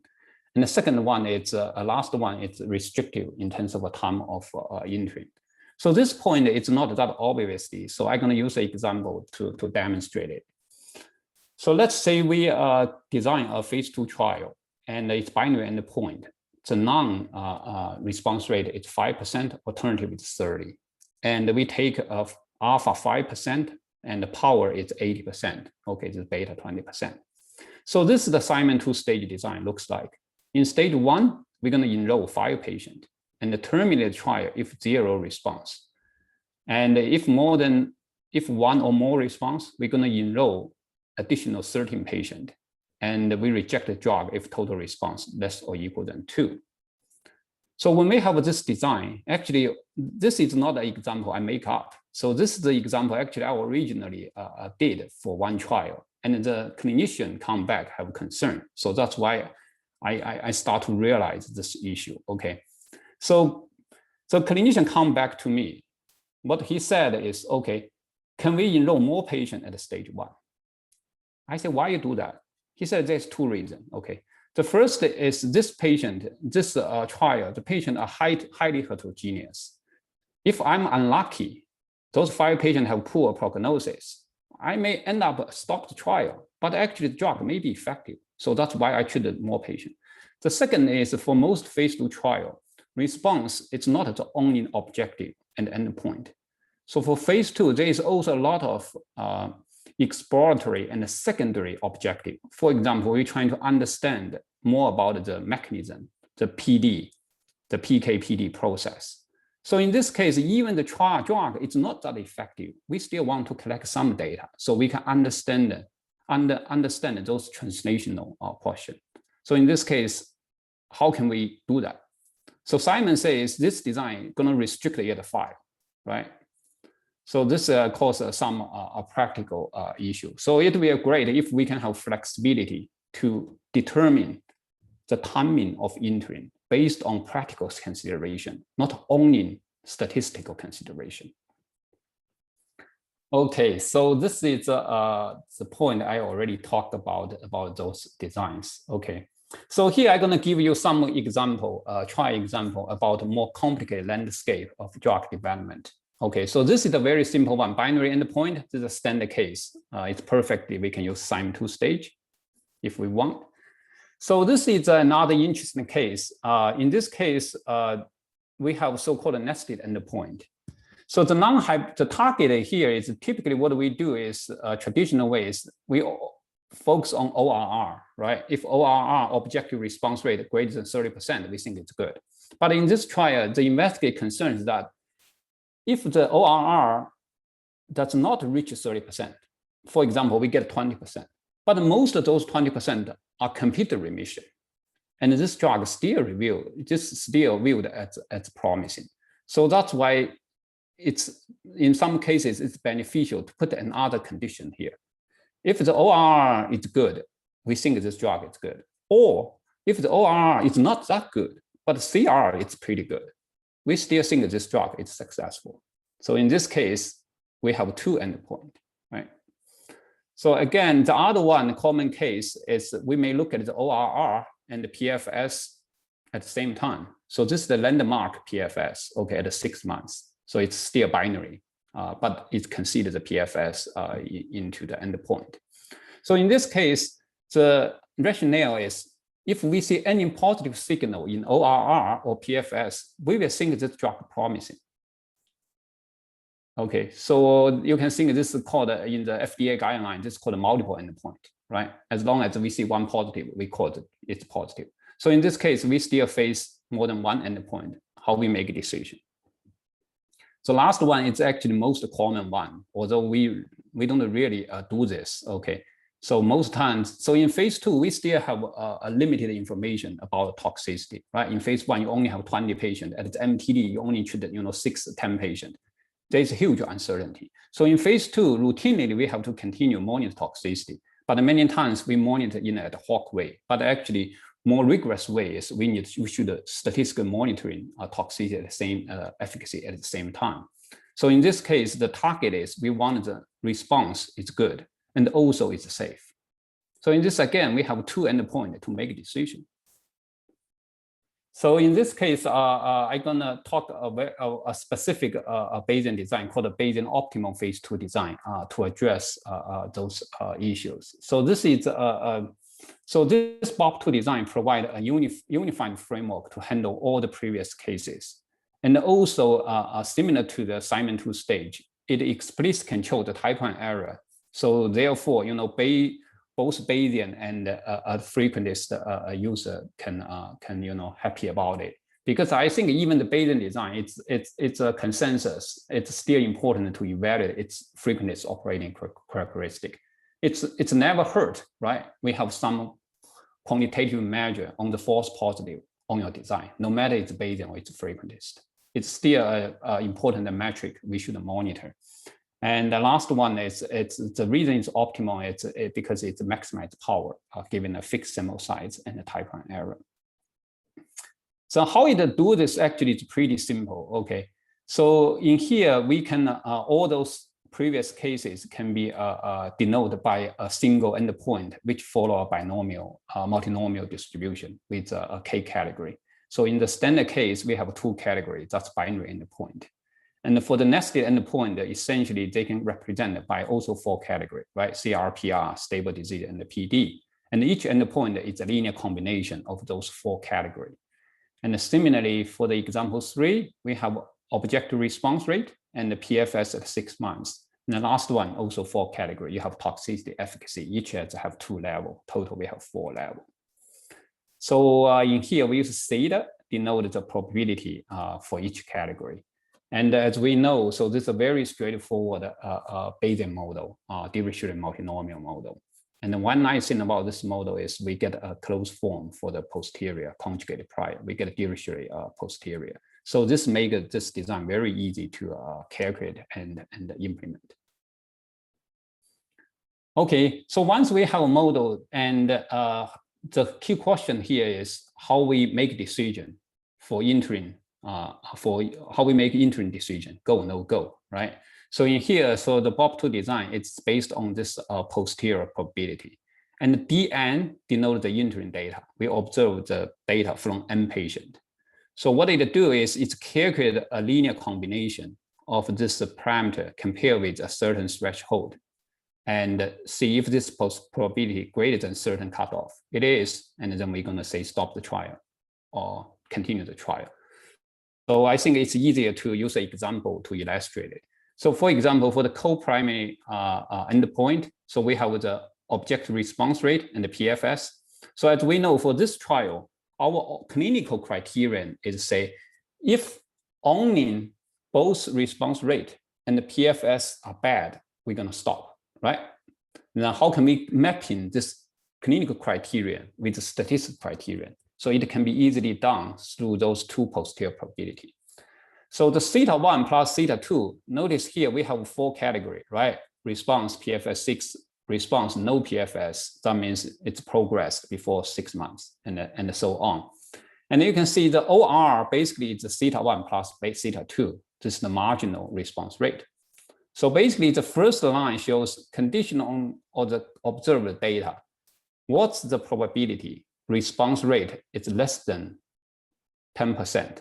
If this probability is very big, greater than certain threshold, so that means most likely the response rate gonna less than 10%, failed to reach our goal, okay?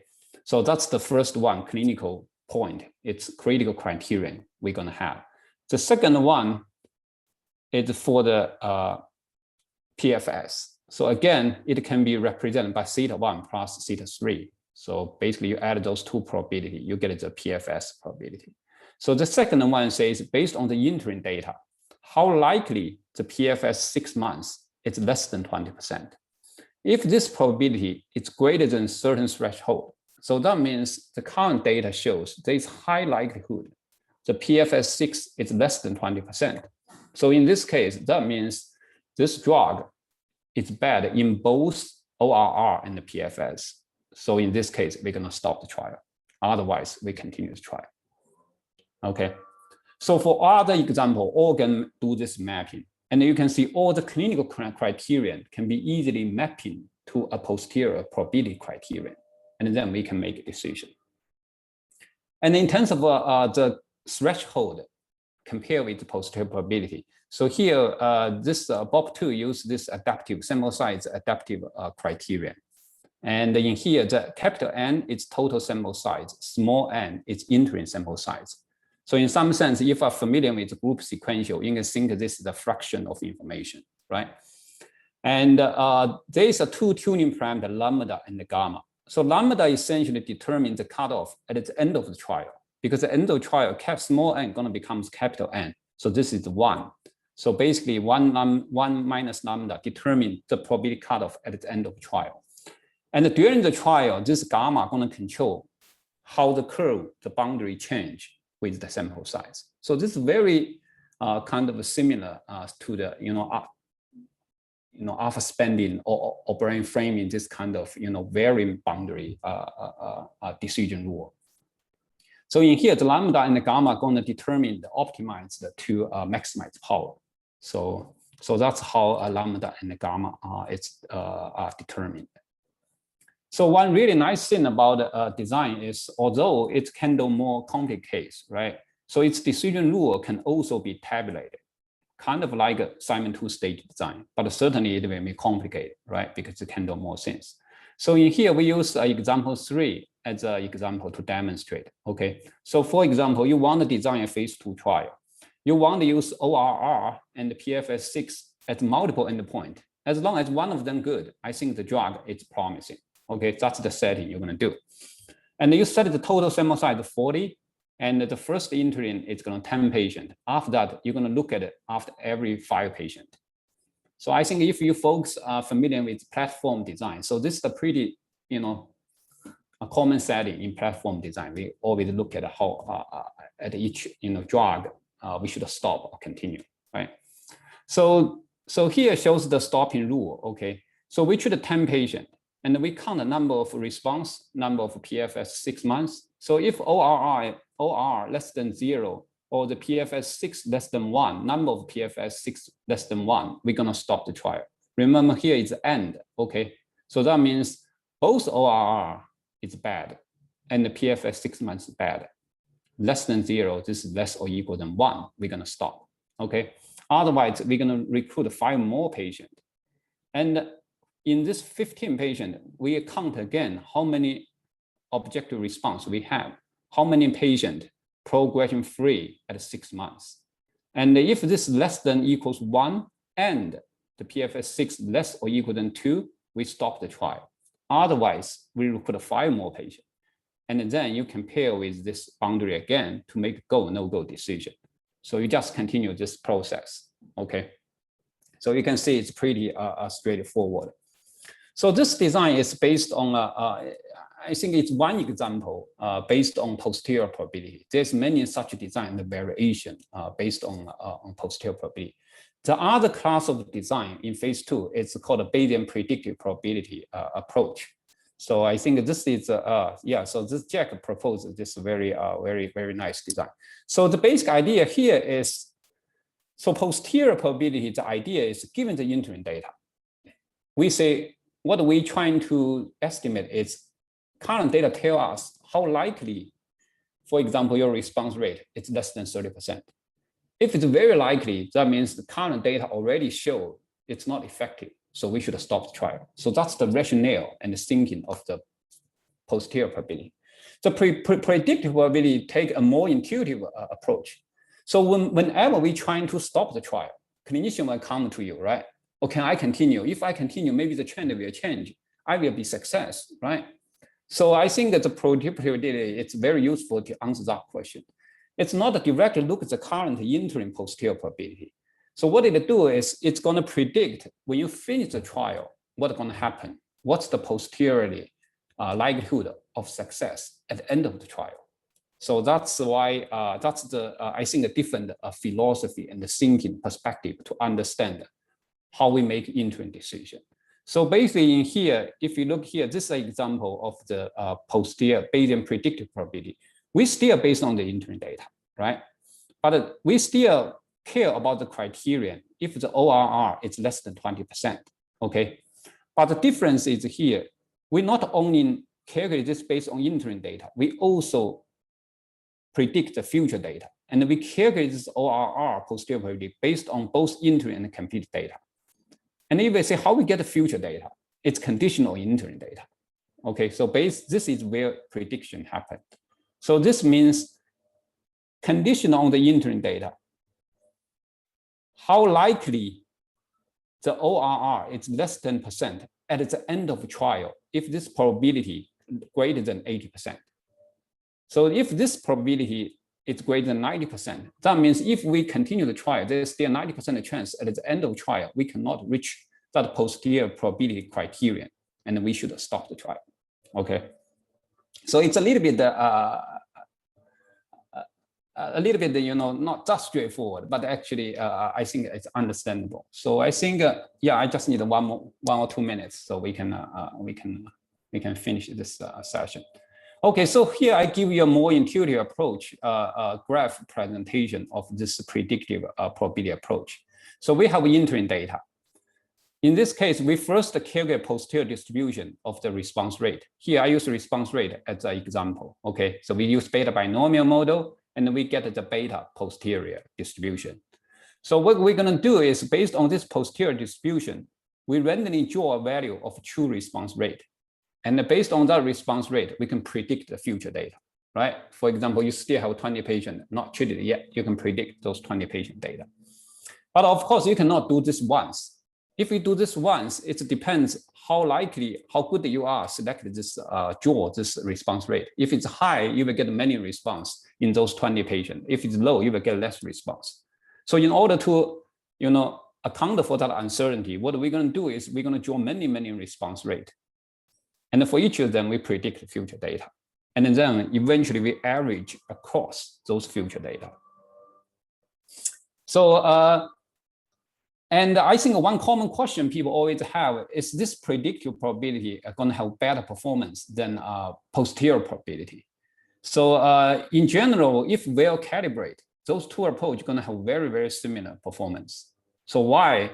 Statistically, you know, one fundamental principle we have in Bayesian is the likelihood principle. So basically, in a simple way, is we cannot create information, right? So remember, those predicted values still based on current interim data. So everything is based on current data. So because they based on the same data information. So in general, we can expect if both are well calibrated, they're going to have very similar performance. But the predictive probability approach, it's intuitive for many people, especially non-statistician. So I think that's pretty much I want to talk about. And I want to end this session too with this quote. And you know, due to time limitation, I have not talked detail about model-based design because there are so many different designs. I cannot cover all of them. So we put more emphasis on model assist design. And I like this quote because I think model assist design is its approach. I think when we have limited resource, it's a good state method that can really we can implement in practice and make a difference. And also we get away from those ad hoc approach, and you know, we conduct the trial with good practice and good statistical rationale. So I think thank you. Okay, so I think I 3 minutes over time. And sorry about that. And I think we can take 7 minutes break, and then we can come back. And I'm gonna give the podium to Jack, so he can talk about some advanced topic on Bayesian design.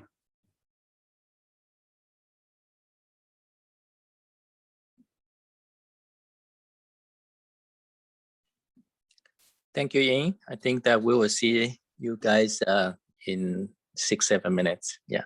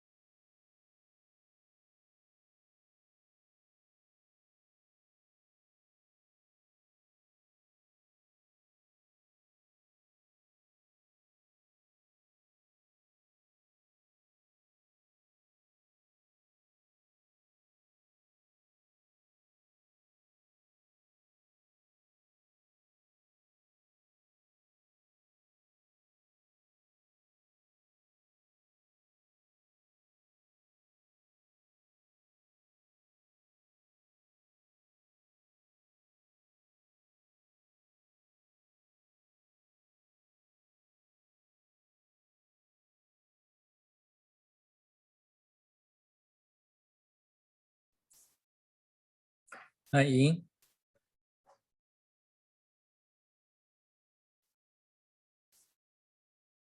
Hey, Ying. Can you hear me?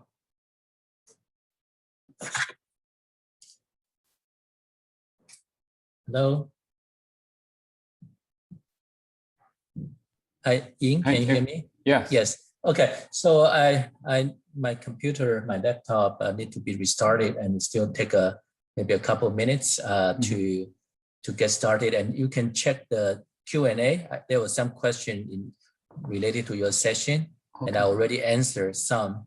Maybe you can take some time to answer before my computer get need to come up.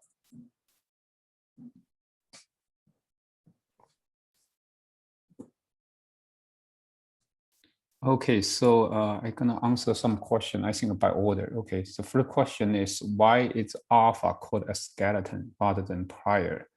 So actually it is prior estimate of toxicity rate at each dose level. The reason called a skeleton is it's more easier to understand, right? So if you think that's the baseline. So we have a single parameter alpha, right? That's exponential alpha at the power. So the alpha typically the prior mean we center at 0. So if we imagine if we set alpha at its prior mean 0, and then the true toxicity rate are going to equal to the prior estimate. So that means the alpha going to form the basic form of the dose toxicity curve. That's why intuitively or descriptively it's called a skeleton. So it's not a really rigorous statistical term. It's more descriptive terms to help people to understand what's that about. So in other words, you can think that's the model specification. So basically we describe how model curve looks like.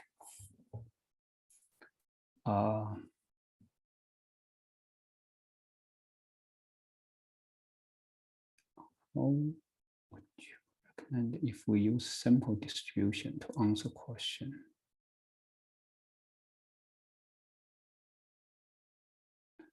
Okay, I think the other question, I think probably it's a little bit related with what Jack's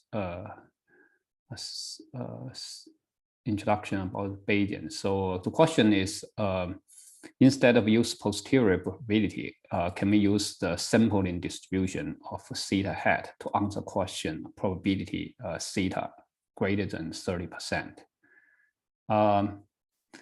So certainly use theta hat greater than 30%. It's not really answer the question we really are interested, right? We are interested is what's the true theta greater than 30%. It's not your estimate greater than 30%.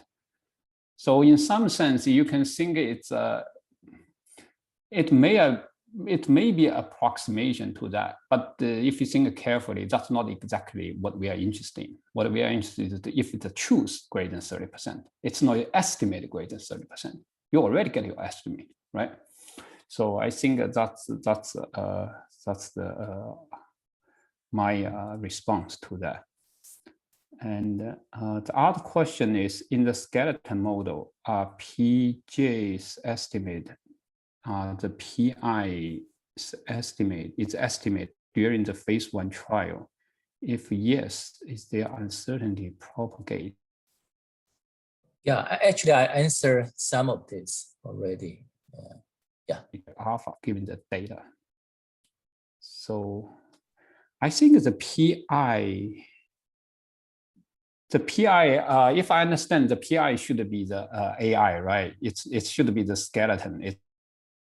No, Ying, actually it's a PI to the power of alpha, right? So as the trial move along, the alpha get more and more precise, and then the PI to the power of alpha will also get more and more precise.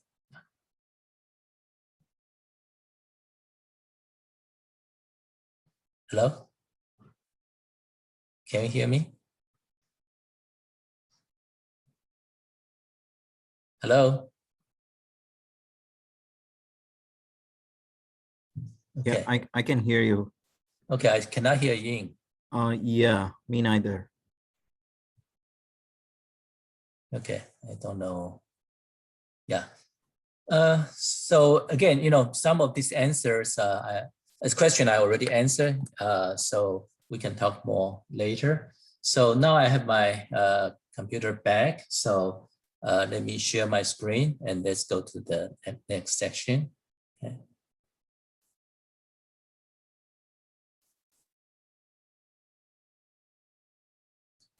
Okay, so we come to section 3. And let's see. Okay, so I assume you can see my slide and hear me well. Is that correct? Yeah, I can see the slides and hear it properly. Okay, thank you. Okay, so in section 3, I will talk about Bayesian adaptive design and more advanced topics. Okay, so again, a lot to cover, and I can only cover quickly, just give you a brief overview of all these items, outcome adaptive randomization, Bayesian predictive probability design, Ying already talked about. And I'll talk about Bayesian toxicity monitoring, efficacy monitoring, master protocols, hierarchical models, and finally at the end, I will give some real examples. Okay. So there are 3 key things that when we do the clinical trial, right? So one is about discovery. So we need to keep our eyes open, but be aware of multiplicity issues and false positive finding and learn from every patient.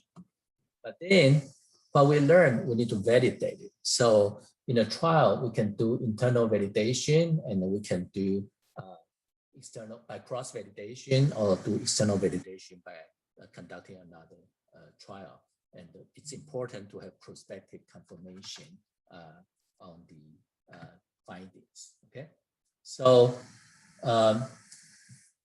another important thing that we do in clinical trial is that we need to be adaptive because the field is moving very quickly and trial design and conduct need to be adaptive. So discovery and validation need to be coupled together in an iterative process. And you may have heard of this term called learning healthcare system.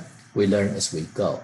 And then our goal is that in the future, we need to integrate research and patient care more and more. Dr. Lee, sorry to interrupt. Yes. I think your microphone was not working properly. Oh, now I can hear you. Yeah, now I can hear. Oh, really? Okay. Can you hear me now? Yeah, oh. yeah, I can hear you now properly. Yeah. Okay. Just let me know if there are problems. Yeah. Okay. Okay. So let's first talk about outcome adaptive randomization. So traditional clinical trial, we randomize patients equally into treatment arm. So this is simple and it's consistent to this called clinical equipoise principle. Okay, and means that before you start, you don't know which one is better. That's a rationale for randomization, right? And you also maximize statistical power or collective ethic. But then the outcome adaptive randomization, what we try to do is assign more patients into Bettyann based on the observed data. We like to treat patients better in the trial, right? So suppose you already accumulate the data, but the result is not ready to make a call yet. But still, one treatment seems that better than the other. Do you want to have a higher probability to be assigned to that treatment? I think I would be, okay? So it's more focused on the individual ethic, and then, but the imbalance of allocation, that it causes loss of statistical power. So the difference between AR and ER are less pronounced with early stopping for efficacy and futility. And this is a very important point. We need to implement more interim monitoring. AR has substantial benefit over ER when the efficacy between the 2 treatments are large, okay? And then outside the population is small. So for example, in rare disease, essentially in every pediatric cancer patient, everyone is on the trial, okay? So there's not something that we can learn to benefit outside patient population, okay? So in that case, we may want to consider AR more than ER, okay? Especially when there's an effective treatment. Okay, so how do we do that? So the Bayesian outcome adaptive randomization works in this way, okay? So you calculate this probability of P2 greater than P1, say P are the response rate. And then if, that's the case, then if probability of P2 greater than P1 is large, you want to assign more patients to treatment 2 and through this formula, okay? And C is just a tuning parameter. You can raise it to the power of 1, for example, and then that would be corresponding to P2, probability of P2 greater than P1. Okay? And if C equal to 0 is equal randomization. If C equal to 0.5 or 1, okay, and then the bigger it is, the more it favors the better arm. So when C equal to infinity, score play the winner, means that it's deterministic. You always assign next patient to the arm that's currently is better. Okay, and that may not be what we want to do because there's a probability involved. So like Peter Thal and others propose is small n over capital 2n as C, okay? So as C gets bigger, it's more imbalanced. And again, AR emphasized individual ethic, ER emphasized collective ethic. Okay?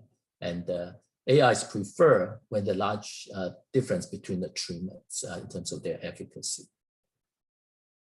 So just to give you some example how it works, okay? So let me run this short video and you can take a look to see how it works. So we have 2 arms and we randomize patient into the arms, okay? Each dot corresponding to 1 patient. The darker color means it's a responders, the lighter color is not responders. So right now, we have the response rate of treatment 1, okay, and treatment 2 looks like treatment 2 is slightly better. Indeed, it is, right? The truth is that P1 equal 0.2 and P2 equal to 0.4. Okay? But when we start the trial, we don't know, right? So let me just go to this point. Okay, right now, okay, so we have 10 patients randomized into arm 1, 4 in arm 2, and then nobody responded in arm 2. Do you stop? No, right? You just continue, to make sure that you give chance to both treatment to have a chance to show their response rate, okay?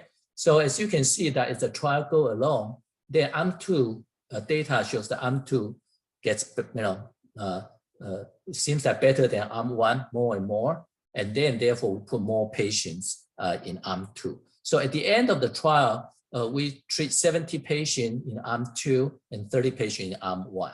And then we conclude arm 2 is better than arm 1. So this is what we want to do when we do the outcome adaptive randomization. We like to treat patients better with the better treatment based on available data. And then we want to make sure that we also can make the proper inference, okay?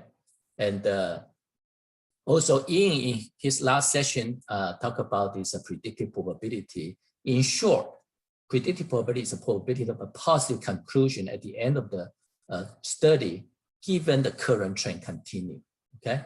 And then if that probability is very low, then you may as well stop the trial now due to futility, otherwise you continue to the end of study. And this is in the phase 2A setting. So if the treatment is good, you like to learn more about the treatment. You don't want to have early stopping due to efficacy.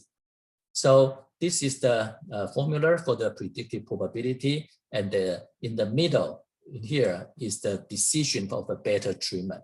And then this green is the future projected outcome observation, okay? So with that, then we can run the study. As Ying also mentioned, we had a phase 2 design, but then we can combine the AR with the predictive probability, okay? So in a 2-arm trial, we start with ER for initial learning, and then we switch to AR when we have enough information, and we continue to do that until we are confident about making a call, which one is better or they are similar, okay? And that's how we do the study. And again, the paper is shown below here. And this video illustrates how it works, okay? So on the top is similar to what you have seen before, how each dot is corresponding to 1 patient. So initially we do equal randomization, okay? So when we reach 20 patients in each arm, and we start to do adaptive randomization. Okay. The reason is that early on there are fluctuations, so you don't want to do the adaptive randomization too early. Okay. And after that, then we start to do adaptive randomization, and the figure below shows us the predicted probability that treatment 2 is better than treatment 1. Okay, so the probability is high above this green line. Now, after we have 83 patients, we reach that threshold, then we can stop the trial and conclude treatment 2 is better.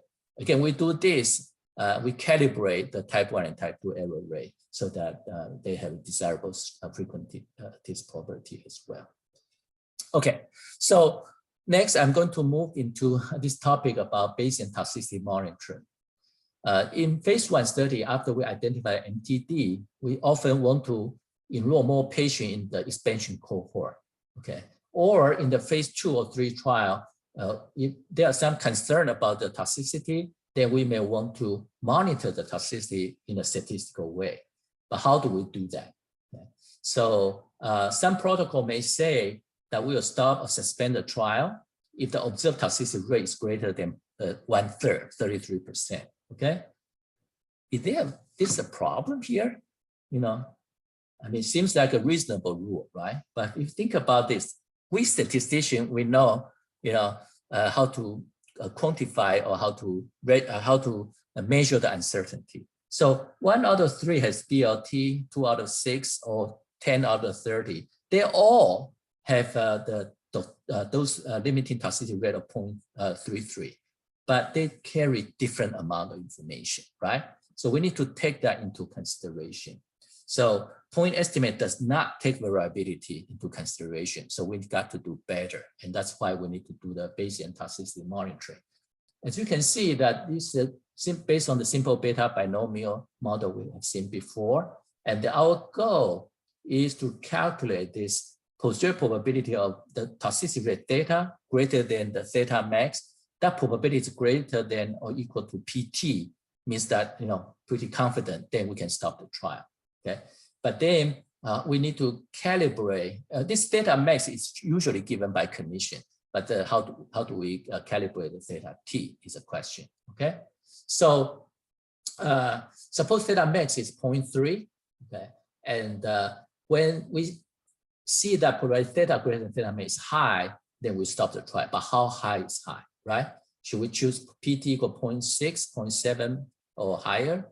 Okay, so we need to start with the prior. For example, we have a beta 1 prior, and we start with a minimum sample size of 5, cohort size of 1, maximum sample size of 15, etc. And we compute the early stopping boundary. Okay, so what we can do is we can simulate the operating characteristic when the true toxicity rate is 0.2, 0.3, or 0.4. And we look at probably early stopping or declared toxicity and sample size to help us to make the right decision. So this is the shiny app we have in the trialdesign.org called Bayesian toxicity monitoring. So you enter your parameter here on the left panel, okay? And then on the right, it tells you that you will stop the trial when you have 2, 3, 4, 5 out of 5 patients has DLT, 2 out of or more out of 6, etc. So this is the so-called stopping boundary, okay? And then with that, then you can actually write that in your protocol. So for example, that is the stopping boundary shown in the red line. And then when you conduct the trial, if you cross the red line, then you will stop. So very simple, right?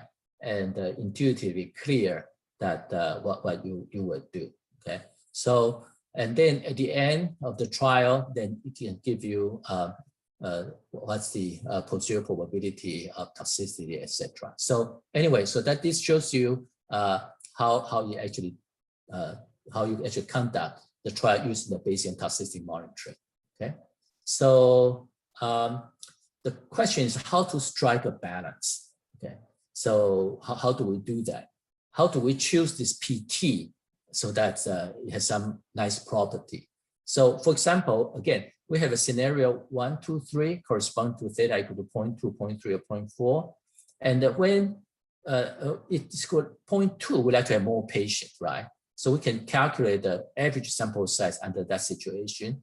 And then in scenario 3, we like to have less patients. So that's N3, okay? So we want to maximize N1 minus N3, for example.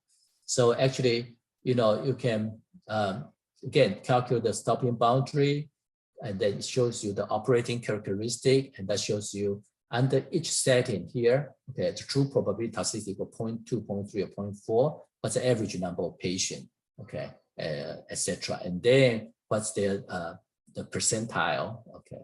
And so it gives you a lot of information. But this table just shows us that if you vary PT equal to 0.3, 0.4, 0.5, all the way to 0.7, what will happen? And then the last column here shows you the N1 minus N3, okay? So for example, if we want to maximize N1 minus N3, then we choose PT equal 0.55. So that's one way to do that, to find out what's the PT. But of course, you can also look at stopping boundary to see if it makes sense, okay? And in the Shiny apps, we also have a trial monitoring tab. So if you now you enter 4 patients, and then, for example, it'll tell you if it's crossed the boundary or not. Okay, so it's very nice. You can not only use the app to design the trial, you can use the app actually also to run the trial. Okay, so next I'm going to move into the efficacy monitoring. And we can do that using the posterior probability or predictive probability. So I'm going to first talk about posterior probability approach. Again, this is based on very standard and simple beta binomial distribution, okay? So what we need to specify for futility is that we need to have a futility kind of yardstick, okay? If the response rate is no more than certain rate, like 0.2 or 0.3, with high probability, then you stop for trial due to futility. And we can also stop the trial due to efficacy, right? So what's your efficacy threshold? And then if probability of theta greater than that is high, okay? So this is a probability threshold. Then, for example, 80% or 90%, then you stop the trial, okay? And also you need to specify what's your final call, what's your parameter and what's your confidence. So basically you need to specify these 2 things, okay? So with exact calculation, you can actually show the operating characteristic or probability of early stopping due to futility or efficacy. And at the final step, do you declare the treatment works or not, and what's the sample size? Okay. So for example, we can say that we want to use 30% as our threshold for all 3, okay? Futility, efficacy as the final efficacy call. But then we have a different probability confidence, okay? 0.7, 0.9, or 0.8. This is all you can specify, all of this. And then you can start to monitor the trial after 5 patients, data become available, cohort size of 5, maximum sample size only 15, okay? And then you can choose all this and calculate it. And then you can construct a futility function like what we do before, okay? So again, when you have theta equal 0.1, 0.3, or 0.5, that's efficacy. We like to maximize the probability that this is the futility stopping, this is the efficacy early stopping, and then this is the final success call, okay? So that's, we like to do that when you have a good drug. You like to have a trial run to as many as patients possible and make call that the correct call, okay? So this is the Shiny apps that shows the Bayesian efficacy monitoring using posterior probability. Again, when you specify this parameter on the left panel here, and then on the right, give you the stopping boundary. So the top here, here is the futility early stopping, okay? And then the middle here is the efficacy early stopping, and this is the final call for efficacy. Okay. So if you observe 0 in 5 patients or 0 to 2 in 10 patients, as you can see here, then you stop the trial due to futility. But if you see 3 or more response in 5 patients or 5 or more response in 10 patients, okay, and then you stop the trial due to efficacy. Okay. At the end, you declare efficacy if you see at least 6 response in 15 patients. Okay, so after you have the stopping boundary, you click the operating characteristic and you click the run scenario, and it gives you all this result here. Okay, so based on that, okay, the kind of arbitrary formulation, then we can see that we choose this probability confidence of futility 0.7, efficacy 0.9, final efficacy called the confidence 0.8. You know, we maximize this utility. So again, this just to help you to calibrate the confidence. Okay, how do you choose this confidence so that you have a good operating characteristic? But the original stopping boundary has been depicted here is also important. Okay, so you need to talk with the clinician and to make sure this efficacy stopping boundary of futility stopping boundary and final efficacy stopping boundary are all reasonable.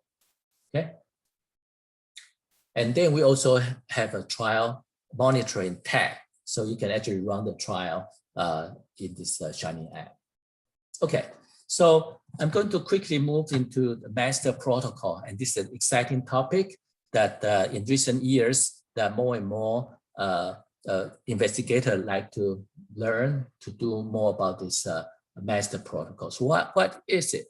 It's an integrated drug development platform. Okay, we like to extend from one drug, one study population and one trial at a time into a master protocol with multiple drug and multiple population. So by doing that, we remove the white space between the trial. Okay, and these are the feature of the master protocol. Typically, it's multi-arm, multi-stage, okay, broader eligibility criteria. We like to match patients with treatments with or without randomization, and we like to select a primary endpoint relevant to all, and also typically involve multiple sponsors and funding agency. Can have many drug companies cooperate for this effort. For example, like the type of master protocol, including umbrella trial, basket trial, and platform trial. And I will talk about that next. Okay, but what's this bold vision about? So typically when we do master protocol, we like to use adaptive platform design, okay? Using umbrella trial, basket trial. I'll explain that later. And these are typical biopsy required, biomarker guided. You know, we like to involve adaptive randomization. We like to involve interim monitoring for toxicity, futility, efficacy. We like to drop losers. We like to graduate winner. And we like to add new treatment and refine patient population along the way, like by adaptive enrichment.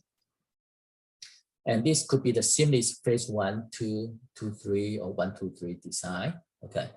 I don't have time to talk about this, but if you pay attention to all the COVID vaccine trial, these are seamless 1, 2, 3 designs. And these are perpetual platform designs, and then provide efficient learning healthcare system. Okay, so there's something available for everyone, and we like to learn from every patient and provide precision medicine for every patient. So that's a goal. So typically, this type of trial can be classified into umbrella or basket trial. So what's the difference? So umbrella trial is a single type of cancer you are dealing with, and then you want to test the different drugs on different mutations. For example, lung cancer, and then they have different type of mutation, like in battle trial, breast cancer, ISBA 2 trial. Okay, and there are many different type of umbrella trial. But for the basket trial, these are typically involve a variety of cancer type, and we want to test a drug in a single mutation. Okay, so like BRAF mutation or imatinib basket, and then for example, NCI match trial, pediatric match trial, etc. Okay, so schematically like this. Okay? Typically, the challenge in the drug development include different tumor type and different mutation. So we have mixed tumor type with different type of mutation depicted here. So different cancer type shown by the different shape, okay, and different mutation by different color. And traditional cancer drug development is by tumor type, okay. So we have different type, for example, lung cancer, but even though there are different mutation, we run trial for that. Breast cancer, colon cancer, brain cancer, etc. Okay. For the umbrella trial, we focus on one cancer type still, but then we have different drug for different type of mutation. Okay? So, for example, this is for breast cancer, this is for colon cancer, etc. For the basket design, we have different type of cancer, but same type of mutation, so same color, right? For example, basket 1 is mutation type 2, basket 2 mutation type 3, and then within each basket, we could have a different type of cancer as depicted here. And what's a platform design? Conceptually, a platform design is like this. So in year 1, we have a control group and we have 2 experimental drug we are looking at. Year 2, we have a same control, but then we can add 1 more experimental drug. Year 3, we can drop experimental 1 due to, say, toxicity. And then in year 4, we can add another new treatment like experimental arm 4. Year 5, we drop experimental 3. So for example, due to low efficacy, but then maybe experimental arm 2 is really good. So we can graduate that.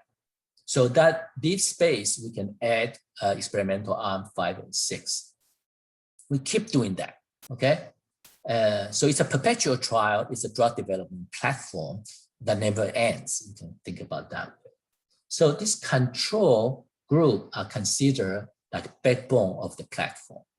And then this experimental treatment are like modules you can plug in or plug out of the platform depending on the result, right? So you can drop treatment, you can graduate treatment, and you can add new treatment. So that's the concept of the platform trial. So in the trialdesign.org, we have a module that help you to do that. So for example, let me run this and I will explain what this video is about, okay? So as you can see that there are 3 panels. So in this example, we have 6 drugs we are evaluating, okay? And the theta are the response rate. But at any time, we can only allow to study 3 arms because we don't have that many patients, right? So this top panel shows the outcome for each drug and if they are responders in solid or non-responders in the open symbol. And then the middle panel shows the probability of randomization. And the last panel shows you the length of the trial and how many patients in that. So right now we have 7 patients treated in arm 1, 3 in arm 2, and then 2 in arm 3, okay? And depending on the result of the outcome, then you vary in the randomization probability, okay? So at a certain point here, maybe for example, arm 3 is really good, so you graduate, and that leaves room to add arm 4, okay? So you just keep doing that. And you can do this with or without a control arm in our software, okay? Isn't that neat?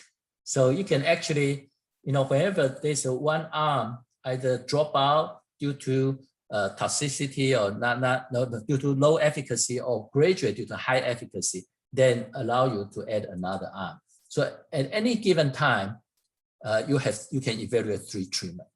Okay, and this here shows you the observed response rate as well as the randomization probability and how many patients treated. Okay, I know it's kind of small, so let me blow it up for you. Okay, so this shows you exactly what happened to every patient along the trial, okay? And how many responders, how many non-responders. And as you can see here that actually, if you recall, the response rate, true response rate is supposed to be 0.2 here. Okay, let me go back here. 0.2, 0.3, 0.4, 0.2, 0.3, 0.4, right? But this is actually what happened in this realization of the trial, okay? So you can see that the arms, that doing well, actually can graduate, and therefore they have less patient. Or they are not doing that well, they can also stop early due to futility. Okay, and if it's in the middle, then they will reach to 30 patients. That's a maximum sample size. And this shows you the randomization probability over time for each arm. Okay, so like arm 3 is really good, it's high, right? Here randomization probability. Arm 6 is good, so the randomization probability is high, okay, etc. And then in this design, okay, and actually we can see that arm 1 and arm 3 kind of drop out, and arm 3 and 6 is good, and arm 2 and 5 is in the middle, so it just continue. Okay, you can see the difference, and then you can see that these are what happened at the end of the trial, how long it takes, how many patients. So the check mark means that it graduate. It's an X, that means it drop out due to low efficacy. Okay. So 1 and 4 drop out due to low efficacy. 3, 4, 5. Okay, 2, 3, and then 6 graduate. Okay, and 30. This one run to the end for arm 5, but no decision has been made. Okay. So for the statistical consideration in master protocol, it's like this. Okay, we want to mitigate the selection bias. Therefore, we need to have uniform eligibility criteria. And we like to randomize patients if possible. Okay, we can have equal randomization first and then switch to adaptive randomization. Or we can say that at least treat 5 or 10 before adaptive randomization kicks in. Okay, and we like to address the multiplicity issue, and we can actually simulate the trial to control a type 1 error rate. But then we like to address the heterogeneity. Okay, and also in terms of the decided the patient population, support care and endpoint evaluation. Actually, they are more involved. You can do the regression modeling to adjust for the outcome, etc. To do the probability model. And we also need to deal with site and temporal variation, different region, different center, different hospital, and there's the time trend, the population drift, right? So that sometimes we like to control, we like to compare with only contemporary control rather than the historical control. And how do we synthesize information? Okay. So I'm going to quickly also switch to the Bayesian hierarchical model. Okay, for a subgroup analysis in the basket umbrella trial. And we know that clinical trial often have subgroup, right? Different type of mutation or different histology type. And there are multiple drugs that can address this, but then how do we synthesize information? Okay. Do we treat a subgroup separately? That means that we do not borrow information. And in this case, we do not use information efficiently. Or can we do that to combine all the subgroup? That may not be a good idea either, right? Because not all the subgroups are the same. And for statistical inference, if we put them all together, and it's called the IID assumption, right? And it can be too strong assumption to make and may not hold in most cases. So we don't want to treat each subgroup separately, and we also don't want to lump them all together. So what do we do? Okay. So we like to use the Bayesian hierarchical model to borrow information across subgroup under the exchangeability assumption. Okay. And the exchangeability is that before you look at it, the data actually, and these are all similar, okay, all exchangeable. It's not necessarily the same, but it's exchangeable. You can think about that way. So you like to have more borrowing of subgroup. For the subgroup, they are more alike, and less borrowing for the subgroup, they are different. So this is nice. Okay. But what do we do if subgroups are not exchangeable? Okay, that's another thing that we will talk about in cluster hierarchical model. So two goals for Bayesian hierarchical model in borrow information. One is to increase the efficacy. We would like to identify the subgroup which drug works, okay, or the drug doesn't work, okay, more accurately. And we like to use less patient to make that call, right? So make a correct go or no go decision. So an illustrated example looks like this. Okay? Suppose we run a clinical trial in 5 subgroups, and the primary endpoint is a binary, okay, response or no response. And we want to know whether the drug works or not. And this is the result, okay? So we have 5 subgroups, okay, group 1 out of 15 patients responded, group 2, 2 out of 18, and then group 3, 3 out of 10, etc. So this is the observed response rate shown in yellow here, okay? So can we apply the Bayesian hierarchical model to borrow information across this subgroup? And if so, how? As you can see, the sample size are different, the observed response rates are different, okay? So we construct this Bayesian hierarchical model, assuming that outcome is binomial, but we make a logit transformation so that this logit is following the normal distribution. Okay. So as you can see, these are the models, and then these are the prior parameters. Okay.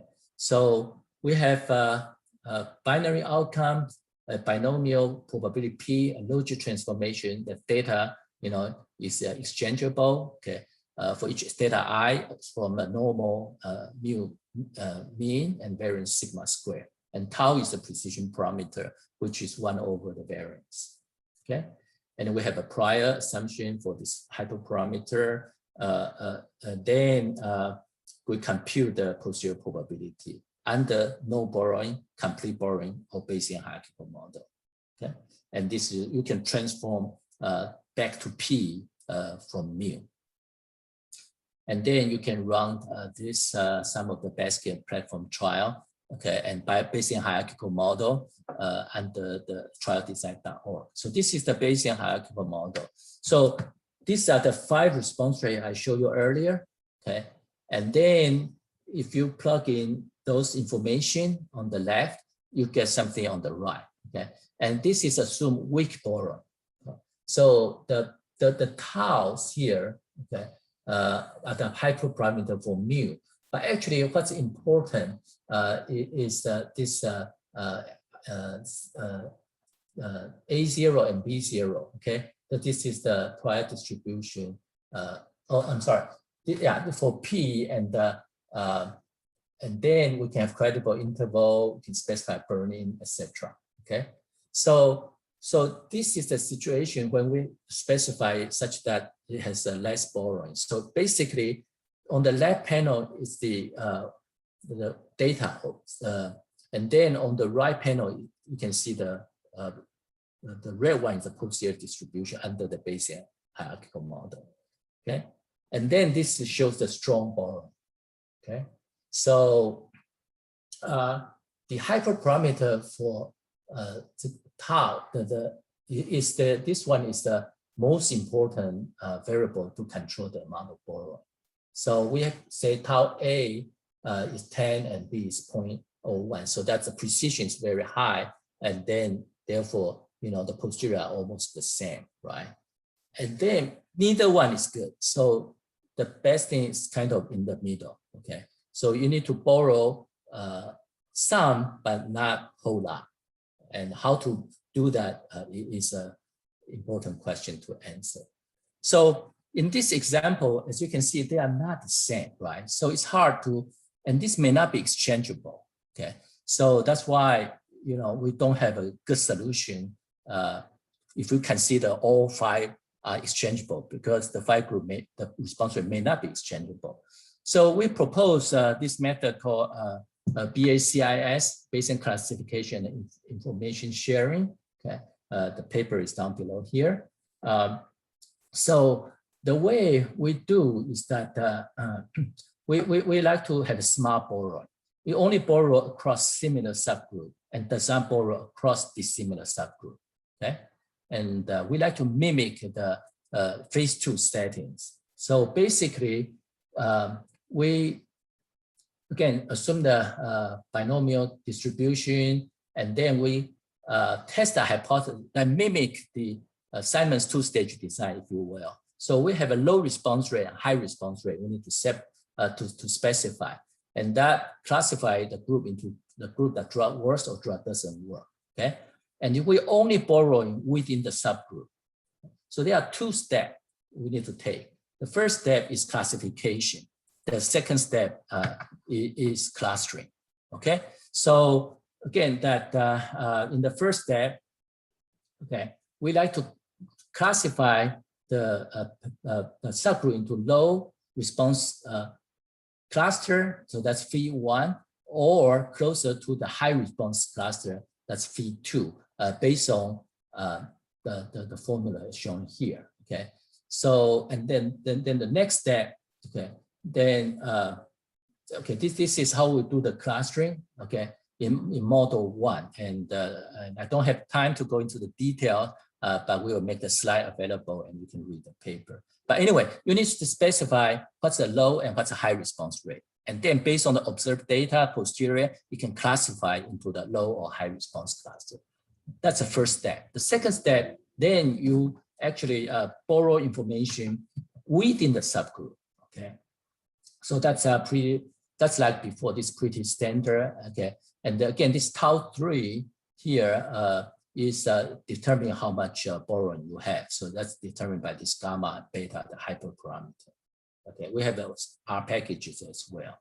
So to illustrate again that, so we have 5 arms. Okay, and then this shows you the response rate for the 5 group. Okay, and the symbol below here correspond to the observed response rate.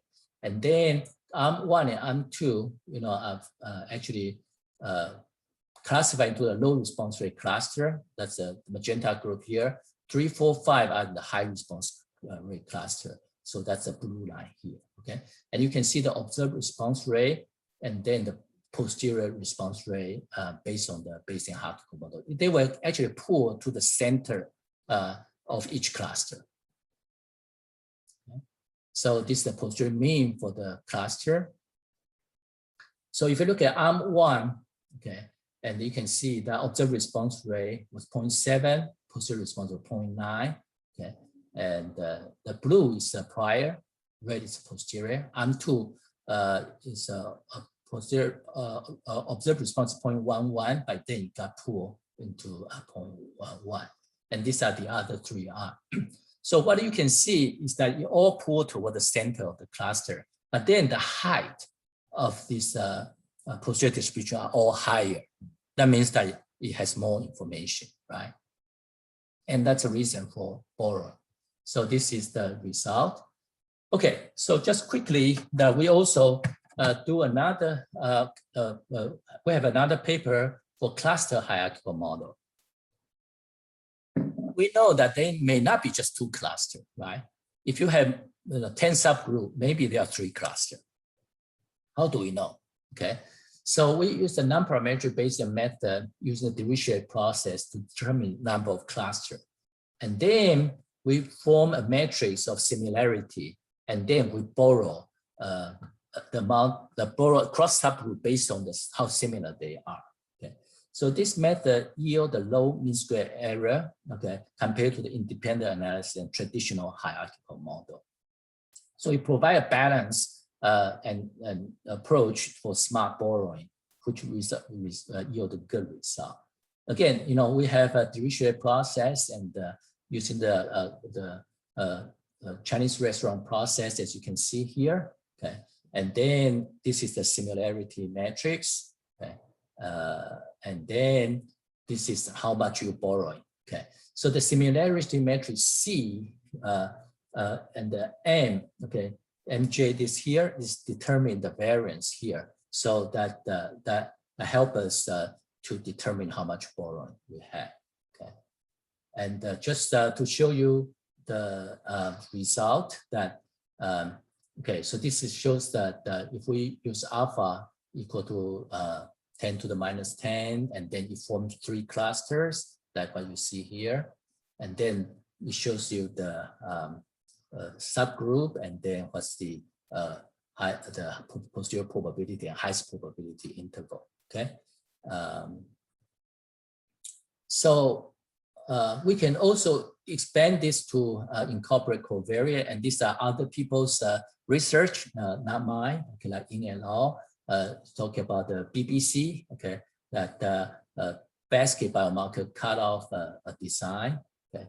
And again, you know, I kind of run out of time, so I don't have time to go into the detail, but I just want to show you these are the one step further using the Bayesian hierarchical model by incorporating covariate. And you can choose the cutoff, and then you drop the subgroup that doesn't work, and then keep the one that works, and borrow information across, basically. Okay, so I think I'm going to skip this. Another paper is called hierarchical Bayesian clustering design for multiple biomarker subgroup comms by Kang et al. Okay, and again, you know, these are available, and these are the kind of good for the umbrella trial. This is the showing how it works in the brain cancer. Okay, and sorry that I need to kind of skip this so that we have time to go through some real trial examples. Okay. One trial we did early on is called Battle trial in lung cancer, and we did that at MD Anderson, and the design was published in 2008, and the main paper was published in 2011. So this is lung cancer stage 4 recurrent patient, and then primary endpoint is 8 weeks disease control. We have 4 treatments and then 11 biomarker, 200 patients. Okay, so the goal is to treat the patient well, and then match with the biomarker profile, and then find out how it works. So under the umbrella protocol, we need to have a biopsy. We stick a needle to take tissue and then analyze the biomarker profile and group the patient into this 4 biomarker subgroup. But the 5th group is that there's not belong to any pathway. And then start with equal randomization, follow with adaptive randomization to put patient into one of the 4 treatment. Okay, and this is just to show you the dotted line is the estimate accrual, solid line is the actual accrual. So I just want to make a point that this kind of design are very appealing to clinician and to patients. So we start adaptive randomization after 40% of patients being treated, and the result is shown here.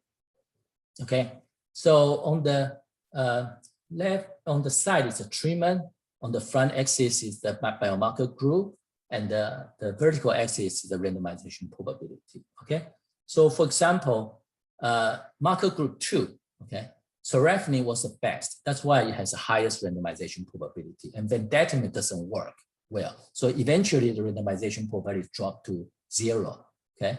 And the randomization probability is depending on how well patients are treated for that subgroup. So that's how we model this 8 weeks disease control using the logistic regression under the Bayesian hierarchical model. So, you know, you just saw actually what happened in the trial in less than 1 minute, okay? Many of the video I showed are all generated data, but this is real data. Isn't that cool? And then at the end, we have 244 evaluable patients. So the disease control rate is 46%. And we can look at it by the marker group as well as by treatment. So everything is under one roof. So that's why it's called umbrella trial. Okay, and then this is the ISBA 2 trial. Okay, so as you can see, that is a breast cancer, and Don Barry is the one that designed this, and now it's still running. It's amazingly. So basically, the primary endpoint is a pathological CR rate, okay, at 6 months. And then you'd like to pair the drug with patients, adaptive randomization, predicted probability. And then they use this MRI to do the modeling as well. So that's a covariate you can add to model the pathological response rate. Okay. So schematically, okay, you can have mixed patient population and you have many groups, and arm 2 may drop due to toxicity, arm 3 will drop due to futility, and then arm 5 graduate for further study, etc. Okay, and you can actually also add new treatment. So the goal is to have 85% success rate in phase 3. This is the phase 2 trial, but they predict the success probability in phase 3, and you graduate the treatment and the marker combination to phase 3. Okay, when the criteria met. So, this is the update. There are more than 22 different experimental treatment that's been evaluated, and there are 2 seminal paper that's been published in the New England Journal, for these 2 treatment. Okay, so these are the drugs that they had evaluated, and this is one of the paper. Okay, in HER2 negative patients, and using this Bettyann and carboplatin combination, and then this is another one in HER2 positive hormone receptor negative for neratinib. Okay. And by the way, neratinib eventually approved by FDA for HER2 positive breast cancer. Okay, and then another similar design is called the GBM design, the GBM Agile. Okay. And in one control group, multiple experimental group, and again, I don't have time to go into detail, but it's like this, enroll new patients and then randomize into experimental or control arm, update the patient outcome information, update the longitudinal model, calculate probability, stage 1 greater than control, okay, and then decide, make a decision. You can stop for futility, or can stop when you reach the maximum sample size, and then okay, you can graduate arm, okay, and then enter stage 2, etc. So it's a learning system, okay. And when the marker population is low, you can also stop accrual, things like that, okay. So again, I hope I show you the basic idea is continuous learning under the Bayesian adaptive design, okay. Lastly, this trial is called REMAP-CAP. Okay, and this is the URL, you can see. It's a randomized embedded multifaceted adaptive platform trial for community-acquired pneumonia when it was designed. But quickly, when the COVID pandemic comes, it quickly adapt into the COVID setting and evaluate many treatments. Okay, and they have different model 1 and model 2 for different kind of setting to study drug. Okay, for different domains, okay, and then you can look at the interaction. So anyways, I don't have time to go into detail, but for people who are interested, you can go to this site to study more. And then this schematic diagram for the REMAP trial, okay. So in summary, that master protocol umbrella basket platform design have these nice property: study multiple drug, multiple population in one trial. Okay, and then I mentioned about many good features, so I don't want to repeat. But I just want to say that it's a continuous learning platform, but it requires validation. So upon identification of the promising drug and population, then you can run more focused, smaller, confirmative phase 3 trial, and also control type 1 and type 2 error rate.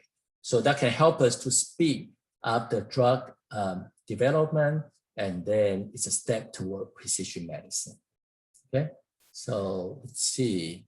Yeah, I guess I kind of rush it through, but I hope you get some idea about how all these things the more advanced topic about the Bayesian adaptive design. Okay, so let me just stop here. I think there are some questions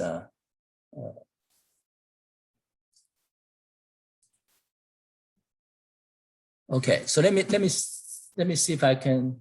By the way, Ying, I have until I have 10 more minutes. It's 10 more minutes. So so okay. some question about it. Battle Okay. trial. You can, I think you are the best person to answer. Okay. For promise candidate, okay, let me just put it into the other screen so everybody can see it. Okay, so right, I'm not sharing. Do I share it? I'm sharing, right? Yeah, okay. So for promising candidate to expand enrollment after umbrella trial, get a higher sample size, or this is initial sample size calculus session sufficient to move on to stage 3. Okay, so the concept is that we like to use the platform, try to learn, but not to make the final kind of decision. So once you really identify where the signal is, the better way is to design a smaller phase 3 trial and to confirm that. Okay. In the battle trial, is the time between the new patient entry random or constantly over time. Oh, I didn't show you. Oh, actually, you can actually see that from the accrual, right? I want to actually also show you that. So from this slide, as you can see here, okay.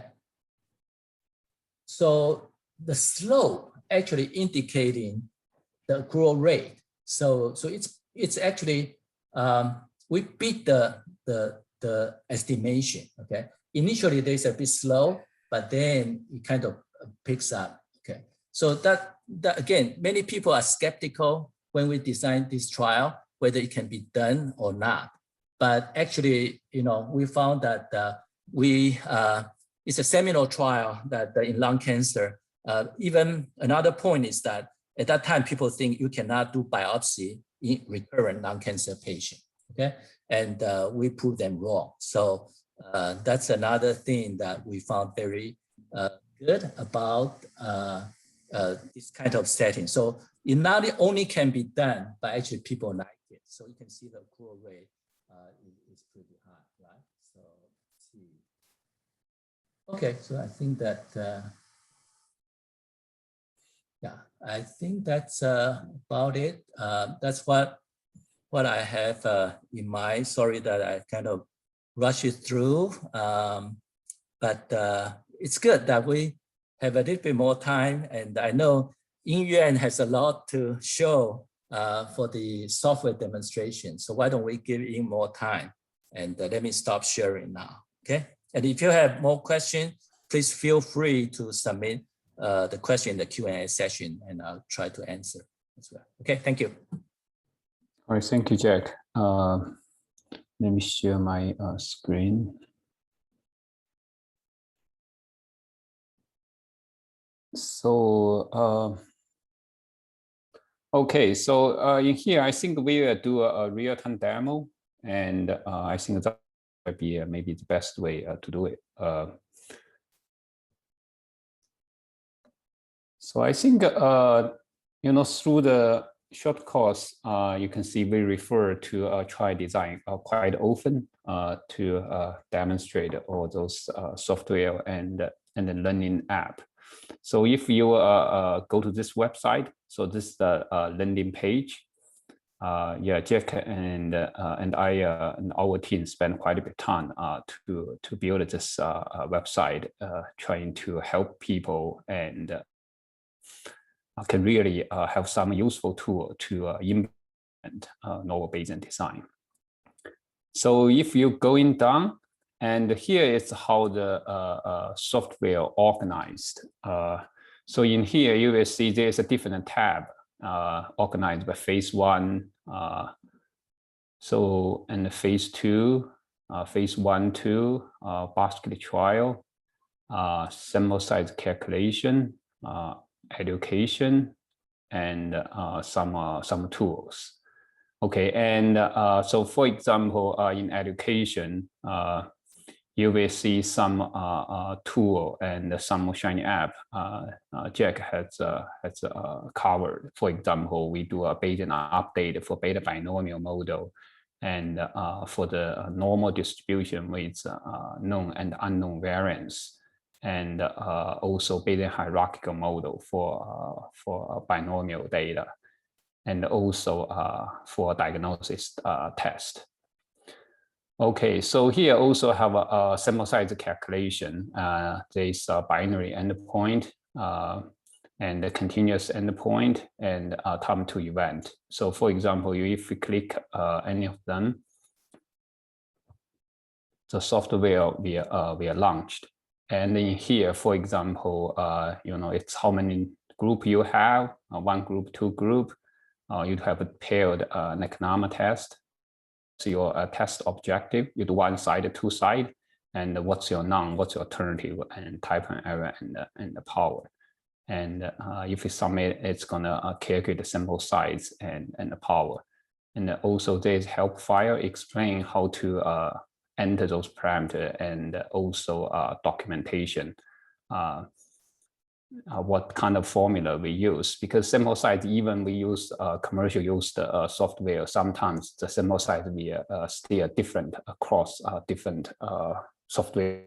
Like use and query, use Easter, they will get different slightly different sample size because sometimes they use different formula or approximation. So that's why it's important to have that. Okay, so I think more relevant to what we have talked about is trial design. So here it's Mason's like phase 1, phase 2, and 1, 2, and the basket platform trial. And specifically, so here is the Bayesian suite, and this is the CRM, and the Bayesian averaging CRM, and also keyboard suite.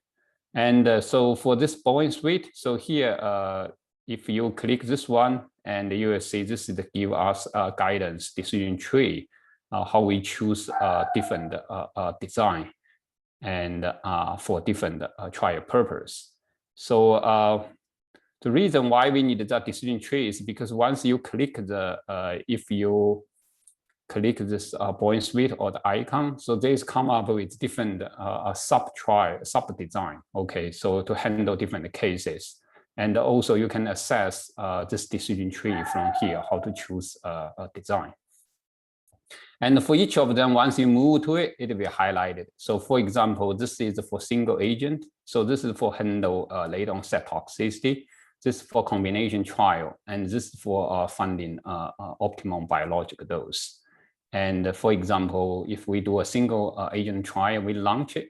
And there's two options. We can use one, use non-informed prior, or if we have reliable historical data, we can leverage that, use informative prior. So let's see most cases for first in human trial, we have limited information and we want to use a non-informed prior to reduce the influence of a user. So this is what we typically do. So once you run the app, so this is basically interface and layout we're gonna have, and I think it's gonna very similar across different design and different app. We all trying to follow the same flow, and even notice there is a different tab, right? So basically, this is the flow how we really design the trial. So for example, first tab we're gonna set up the trial. And then we're going to do simulation and then generate operating characteristic. Then we're going to do a trial protocol. And there's some other tab, for example, we can do animation and also select MTD when we finish the trial. Okay, so we just use this app to illustrate how typical those apps are organized. And notice here, there is a user guide. And if you open it, so this will give you a very detailed instruction, how you use it, how you specify those parameters. Okay, so, this first panel is essentially, we can type in those design parameters, or we can save it later on. We can upload the trial setting. But I think in here, we type in. So like in here, basically, we specify the dose and the sample size. For example, we do a phase 1 trial and we have 5 doses. We're starting from dose level 1, and we use cohort size 3. Total sample size is 30. So 10 times 3, that's 30 patients. It's about the maximum sample size of 3 + 3 patients, right?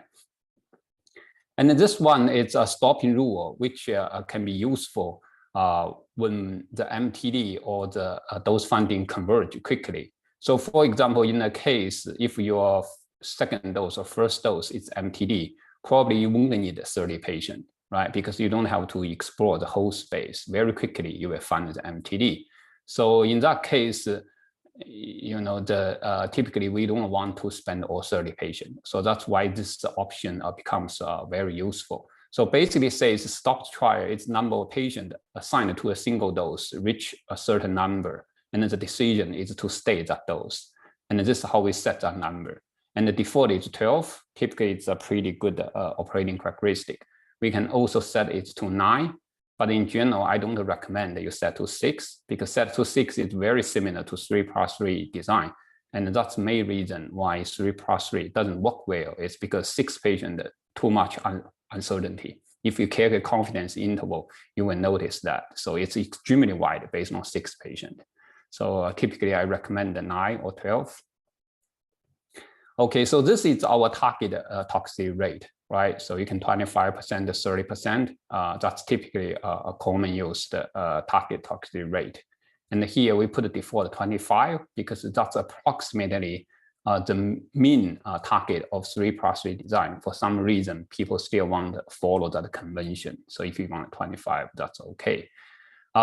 So the next one here is use default alternative to minimize decision error. So as we introduced in our session, the whole point of the design is those two cutoff or bound escalation de-escalation boundary, it's optimized to minimize the decision error. So that's why in here we have to specify, you know, default alternative to minimize. This is the tool used to minimize the decision error. So in general, default value is very good. I think most of the time, I think you don't have to worry about it. So the reason put here is in case, you know, some people interested in the methods, you can try different. But in general, I don't recommend people change this. Okay, so there is also some option here. You can do accelerated titration. And this is very useful when you have many dose levels, but you have very limited sample size. So for example, you have rare disease, rare cancer, very hard to recruit a patient, but you still want to look at 5, 6 doses. And in this case, for example, if you only recruit 15 patients, you have 5 doses. On average, you only have 3 patients in each dose. So you can imagine almost impossible to reliably, you know, find the dose. So in this case, you can do titration. So basically, we treat 1 patient at a time.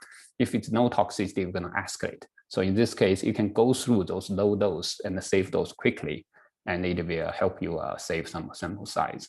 So you can do titration or not titration. If you do titration, you can see which dose you want titration up to. Okay, so this is also a very practical consideration. Sometimes the clinician feel that although when we reach dose level 3, it's based on 1 patient, no DLT, but I still don't want to escalate too quick. So they will say after dose level 3, I'm going to use cohort size 3, treat the patient 3 × 3. So that's for this very common practical consideration. So if you don't use, that's okay. And here is the another option called apply 3 + 3 design run in. So you will notice this option is only available when the target is 25%. Okay, if you enter 30%, so this option will disappear. The reason we do that is for some reason, clinicians still quite like 3 + 3 rule. Okay, although you know that's not you know it's not a good perform design, mostly because its sample size is too small. Because once you reach 2 DLT, it will stop. So that's the fundamental issue of 3 + 3. And its rule actually, is, you know, intuitively it's okay, right? It's not optimized, but it's okay. So that's why sometimes clinicians still want, oh, when I have 1 DLT, I still want treating 3 more patients. So if by the if we click here, okay, get decision table. So if you notice here in the Bayesian design, the optimal cutoff actually here is about 30%. So that means 1 out of 3, you should de-escalate. So why you should de-escalate it? You can imagine your target is 25%. This is already more than 30%. And also by the same logic, if you already observe 1 out of 3, if you treat 3 more patients, what's your best estimate? What's your best prediction based on data you have? Best prediction is 2 out of 6, right? But by 3 plus 3, 2 out of 6, it's overdosed. So that's why actually the reasonable decision is not to stay at that dose. You should to de-escalate before you can escalate back. So that's why. But I think for some reason, for conventional reason, sometimes this is our experience. Some PI investigator like, oh, I want to keep it. So in this case, you can apply this 3 plus 3 run-in rule. So basically, this is force. When you have 3 patients, 1 DLT, you will continue to treat 3 more patients. That's the only impact on the design.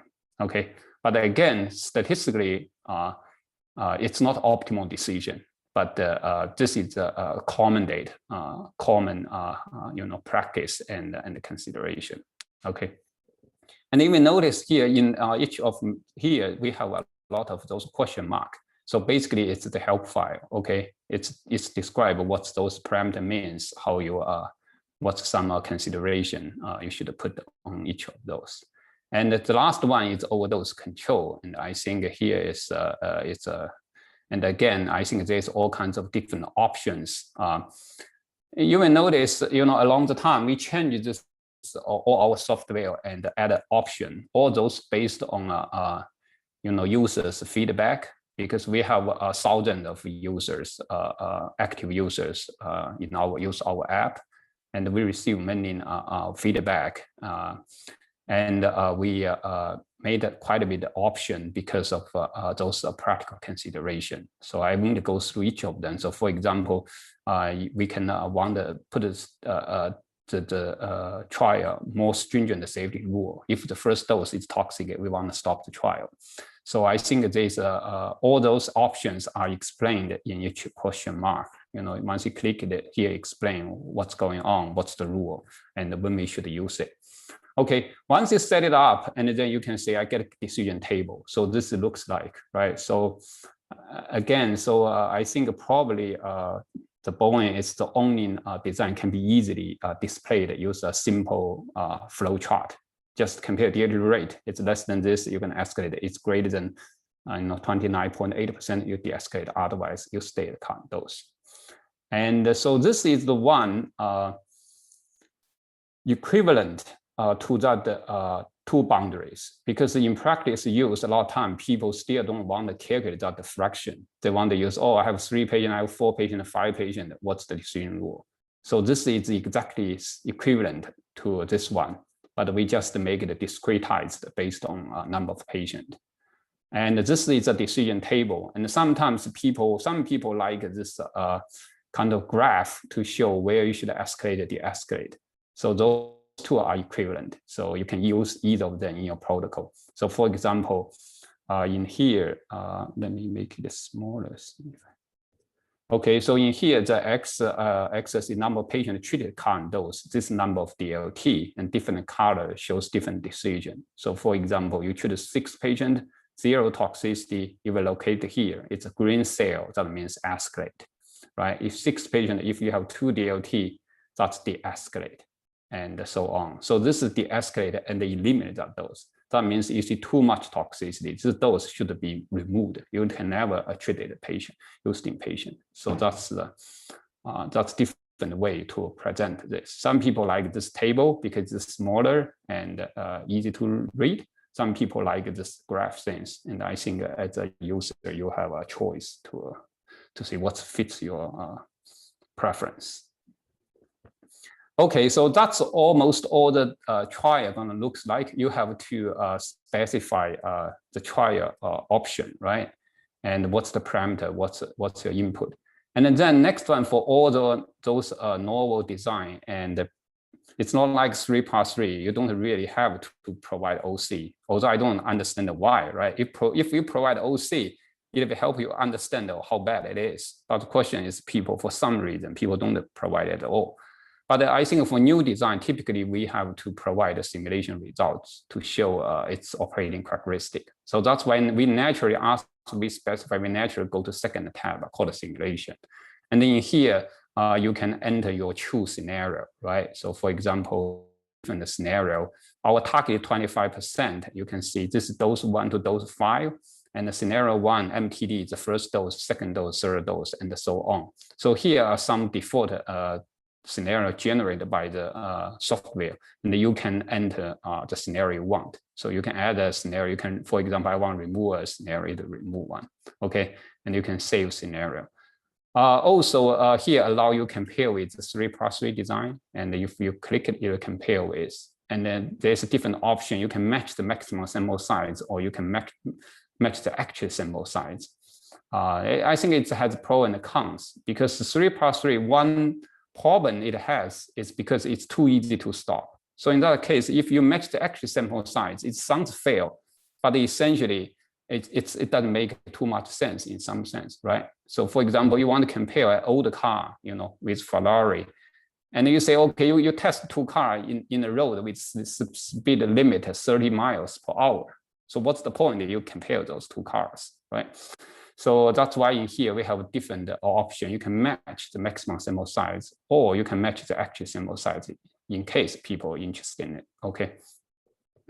And once you do it, and I think you can, you're happy with your scenarios, and you can run simulation, okay? So here we do 1,000 simulation, and you can see how quick it is. So already right now, we're already done 4,000 simulation. And here is the simulation results. So for example, so scenario 1, so this is the true DLT rate. The first dose is the MTD. So when we use 30 patients, there's a 75% chance about to select this MTD. We're going to allocate about 60% of patient at the MTD. And here is the average number of patients we use, right? You will notice here we maximum sample size is 30, right? So in here, actually it's 19 or 24. It's because we have early stopping rule, right? So here we say, if we reach 12 patients, we're going to early stop the trial. So that means a lot of time we won't reach the maximum sample size if it's not needed. Okay, once you are happy with your OC and looks reasonable, and then you can go to next step.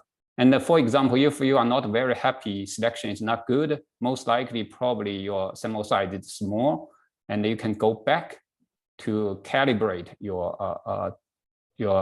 trial parameter. So that's very common practice, and we always encourage people do when you use those Bayesian design, because especially for those small trial phase 1, phase 2, or before phase 3, and they really asymptotic theory doesn't apply, right? Although long term everything gonna converge, but it doesn't matter too much here.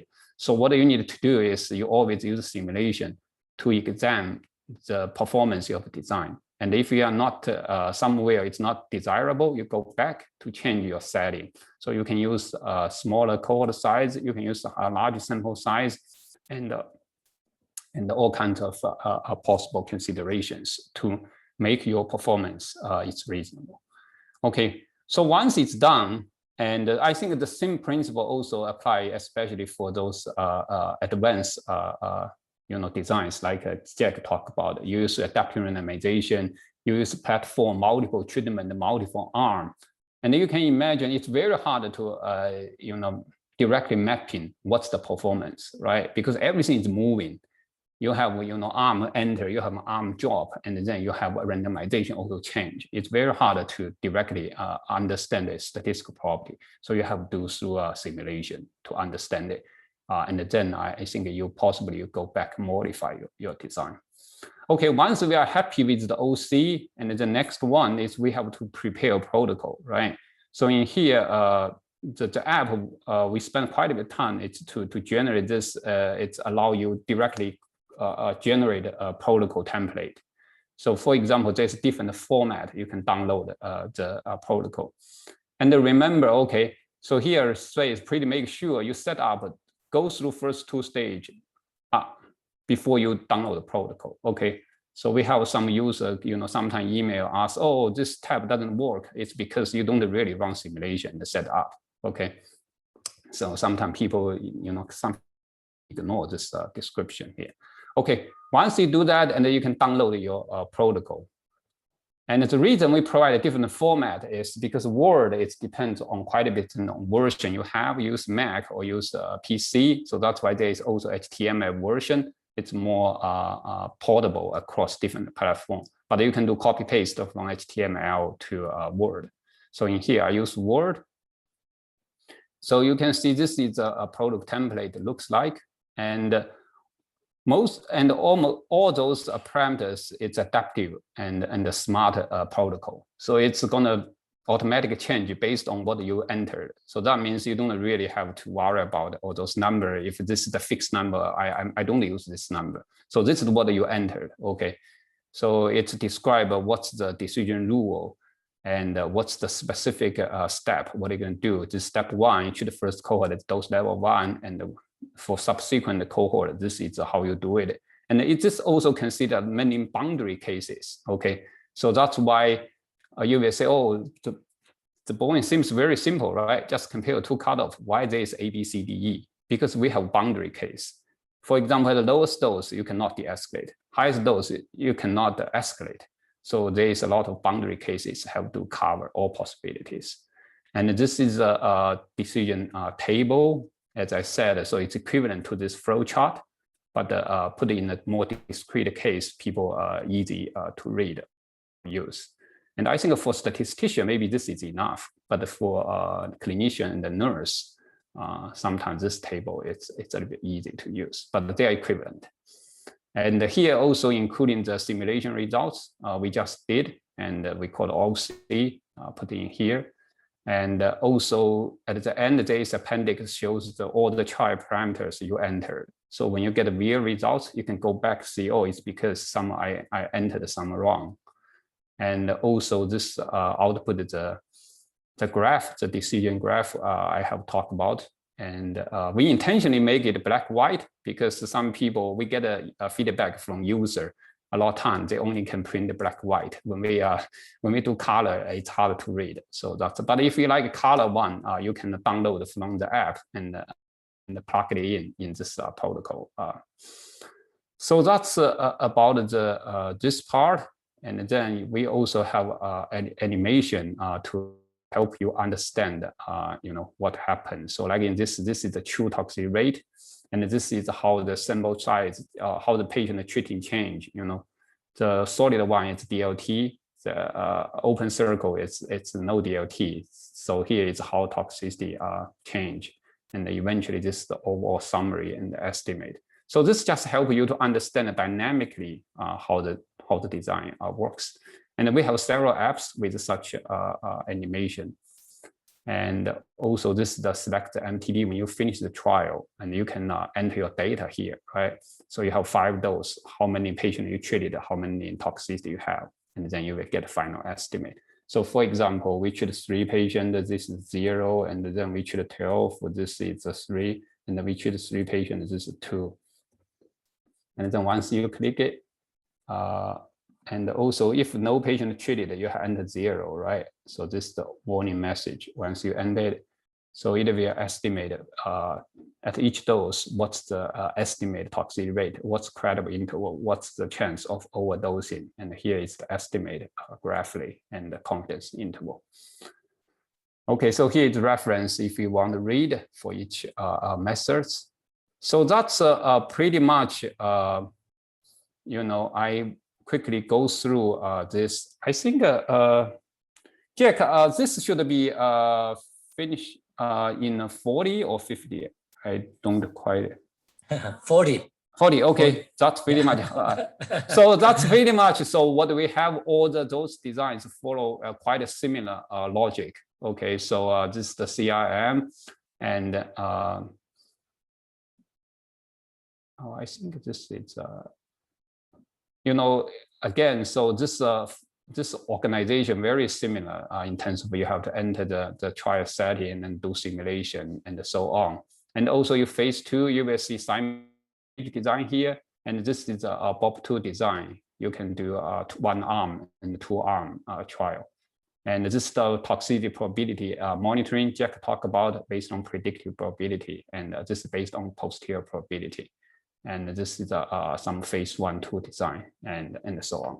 So, okay, I will stop here. And I think the point here is it's not to cover all software, just to give you general idea how we lay out it. And so you can test each of them. I think that will be more beneficial for you guys to do it, to test it by yourself.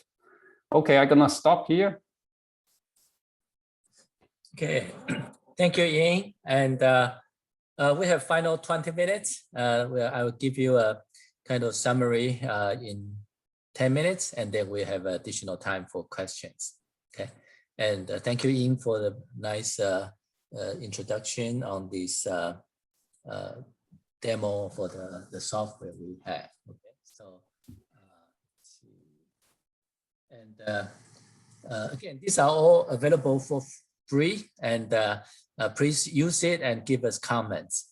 And both Ying and I, we have a passion, not just to develop software not just to come up with the design, okay? Not just to write a statistical paper, but also develop software that people can use and continue to improve the way we do clinical trial to benefit patients. I think this is very important. We need to go out of a statistical community and reach out to clinicians and to patients, even, right? And we want to make a difference by finding a better treatment for all the diseases, okay? And so let me go through the last session, okay? So I guess you can see my screen, right? Okay, so I'd like to give some concluding remarks. So I will spend about 10 minutes to do so, okay? So I will talk about Bayesian trials at MD Anderson, past, present, future of statistical inference, and also past, present, future of clinical trial design and summary. Okay. So we actually start to do more and more Bayesian trial at MD Anderson, and there are 2 papers published here. Actually, I have to give the credit to Don Barry. He came to MD Anderson in 1999 from Duke University. And as you know that he actually, before that, he was in Minnesota, and through all the years, he's a pioneer for Bayesian methods and also Bayesian clinical trials. So when he came to MD Anderson in 1999, he actually started this effort by educating people, promoting the concept of Bayesian trial. So we published 2 papers, one in 2009, one 10 years later, to summarize what happened at MD Anderson during the clinical trial. So this is the prevalence of Bayesian trials then and now, okay? So the first paper covered the time until 2005, and then the next paper, the more recent paper, covered the time from 2009 to 2013. As you can see that these are the total number of trial on the y-axis, and then the percentage of trial used as a Bayesian component. So it's a pretty steady, it's 20 to 30%. So what type of trial are they? Okay, so we have MD Anderson only trial and multi-center trial, whether sponsored by a pharmaceutical company or others, okay? So as you can see here, in the later period, the MD Anderson only trial, about 50 and a pharmaceutical company sponsored, but around the PIs for MD Anderson, 57% of trial have a Bayesian component, okay? And then as you can see here, multi-center trial is less, about 14%. So overall, about 20% of the trial have Bayesian component in the previous period, and then recent periods about 28%. So it's good, that people are more and more aware of that using the Bayesian design start to use it. Regarding what type of trial, as you can see, these are the phase 1, phase 1/2, phase 2, etc. So for early trials, phase 1 and phase 2, definitely, yeah, there are a lot of learning, and the Bayesian design shine in this area. But we can start to see more later phase trial also start to use the Bayesian design. So what are they? What kind of features are they? Okay. So as you can see that these are the efficacy monitoring and toxicity monitoring. Okay? And we also have some trials adaptive randomization and for dose finding, hierarchical model, etc. But again, the most are the efficacy and toxicity monitoring, and that makes sense. So regarding the statistical inference between the Bayesian and the frequentist approach, okay, in the past, people hate each other, right? And it's competitive. I remember I went to a conference in the 80s, and then, each camp said that, you don't know what you are talking about. You are wrong, I'm right, okay? And that's not very healthy. The present is competitive, okay? We have many people probably in the frequentist camp still compared to the Bayesian one, right? But we like to find out which way is better way to go. So that's fine. Being a little bit competitive is good. In the future, it's more cooperative, okay? So we really need to work together. So after all, Bayesian and frequentist approaches offer complementary views and both approach can learn from each other.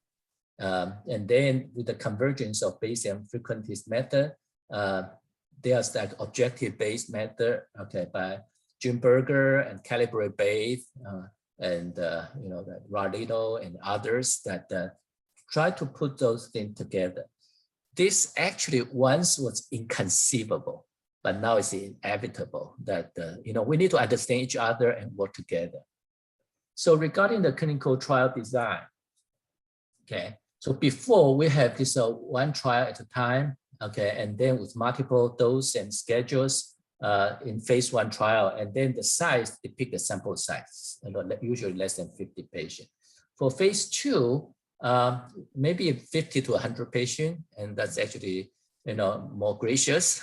Many phase 2 trials even smaller than that. And phase 3 are hundreds of thousands of patients. Okay, so this is another pyramid. Different from how you saw from Ying, which is number of phase 1, phase 2, phase 3. I'm depicting the sample size. And you know what? This is an invert pyramid, right? So when you have invert pyramid and you put it on the table, guess what? You're tumbling down, right? So that's why many of the failure rate for drug development is high. So we need to do better. So how to do better? We show you many Bayesian innovative designs and the tools available, trialdesign.org. Okay, so this is the different design available for phase 1 trials. Ying covered very nicely.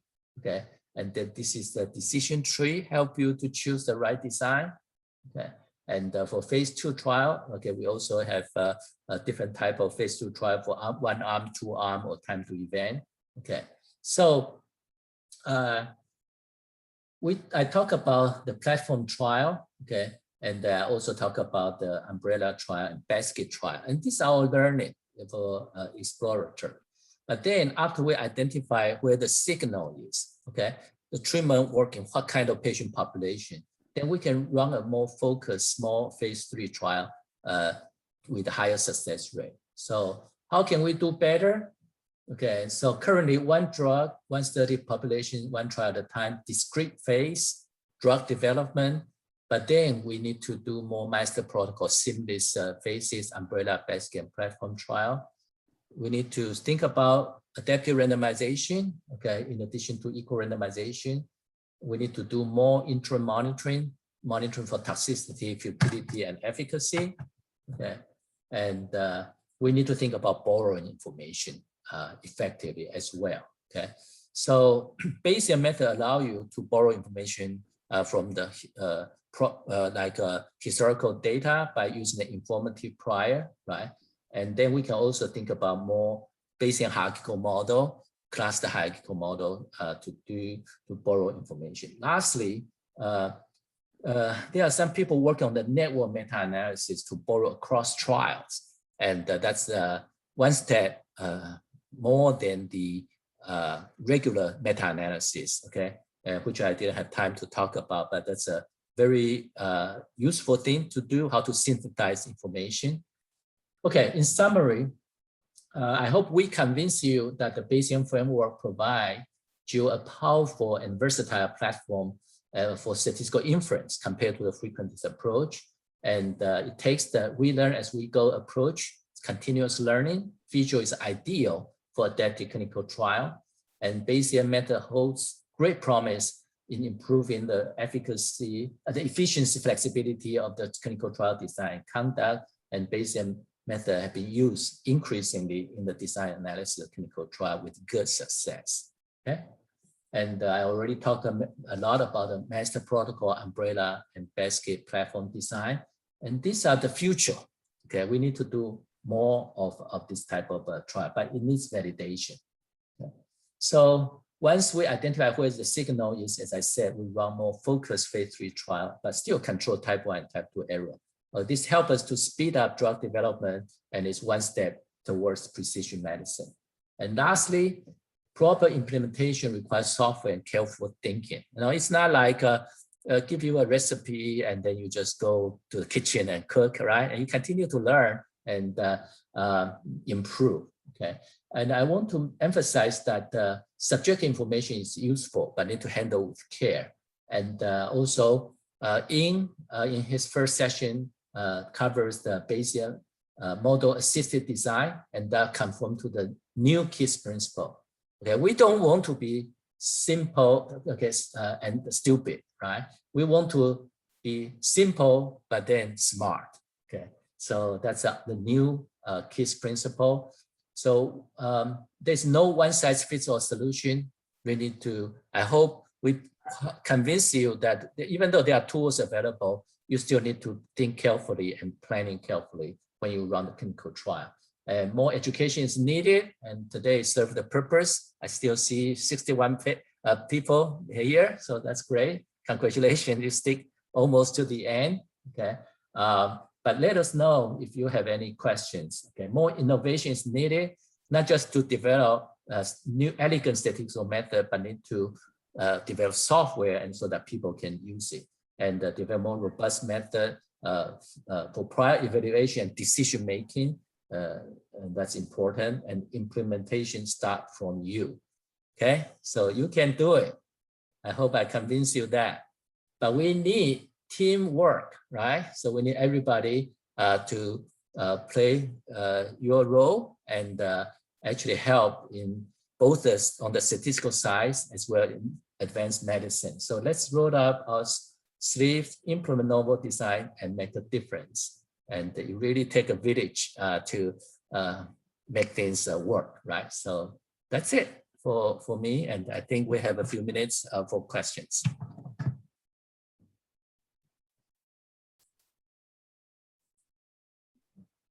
Okay. Let's see. Maybe Ying, you can start. I don't know. Okay. If there are questions. So I think most question has been answered, right? Yeah, we already answered it. Okay. Maybe we wear you down, but we still have a few minutes. So don't be shy. Please type your question. We will try to answer. There's one new question. Okay. So after basket umbrella trial, phase 2, is it usually followed by a traditional one drug, one treatment phase 3 will conduct phase 3 basket trial provided advantage particularly. Yeah, again, there's no one answer, but as I alluded to, okay, I like to think that there's a learning environment. Okay, so that's kind of platform trial. And it's perpetual trial design. Okay, once you have a patient flow, like 30 patients a month, you know, or in a single center or corporate group, okay, then you can think about how best to use those 30 patients to learn, right? But then after you identify something, you switch to a prospective confirmatory trial to verify the finding. I think that's probably the best way to do it. You don't want to kind of mixing the two together because maybe in the learning environment, you know, you allow wider eligibility, and you don't want to kind of make you are not in the place to make a definitive conclusion, you know, in that learning environment. So that's what I'm thinking, but I don't see this is the only answer. Okay, other people in other different settings could have a different way to do it. Yeah, I can add a little bit more comments. So, you know, statistically, I think the consideration is for, you know, phase 2, especially when we do a mass protocol and a platform trial. And in that case, we don't have to strictly control type 1 error. But when you move to phase 3, due to, you know, it's for drug approval, right? So you have to rigorous control type 1 error. So in that case, we won't say you cannot do it, but when you do it, definitely you will take more well control. And in that case, and also endpoint also changed. And also your sample size is pretty big. If you lump a trial with, you know, 10,000 patients, probably operational it's also difficult. And in that case, you know, I think more practical thing is you can do separate phase 3. But I think, yeah, in some cases, like the rare cancer type, as you mentioned, if we sample it small, and I think I don't see any reason we cannot do it. But again, I think a consideration will be different, as Jack said. So we have to control type 1 error, all those things in a more strong way. Yes, and let me just say one more thing.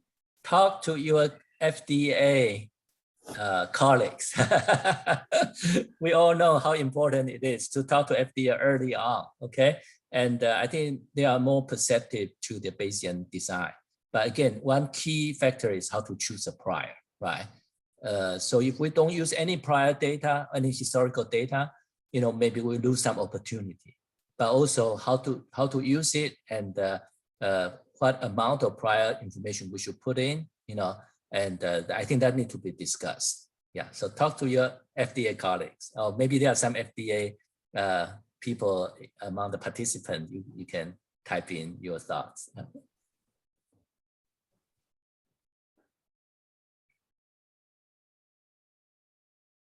And FDA also provide guidelines. Okay, so actually the CDRH, you know, for the device branch, and they actually have been done a lot. Okay, so they are successful example how devices approved using the Bayesian paradigm. And in drug, there are some, but they are not that many. But there are more and more drugs being approved using the Bayesian paradigm for drug development. But again, more education, more communication would be helpful. Okay, 2 more minutes, your last chance. If you have a question. Right, let's see. And again, you know, thank you for your perseverance to the end. I hope Ying and I really give you some inspiration, okay, to learn more and to try something new. And we have tools available for you to start to learn, and welcome your comments and feedback.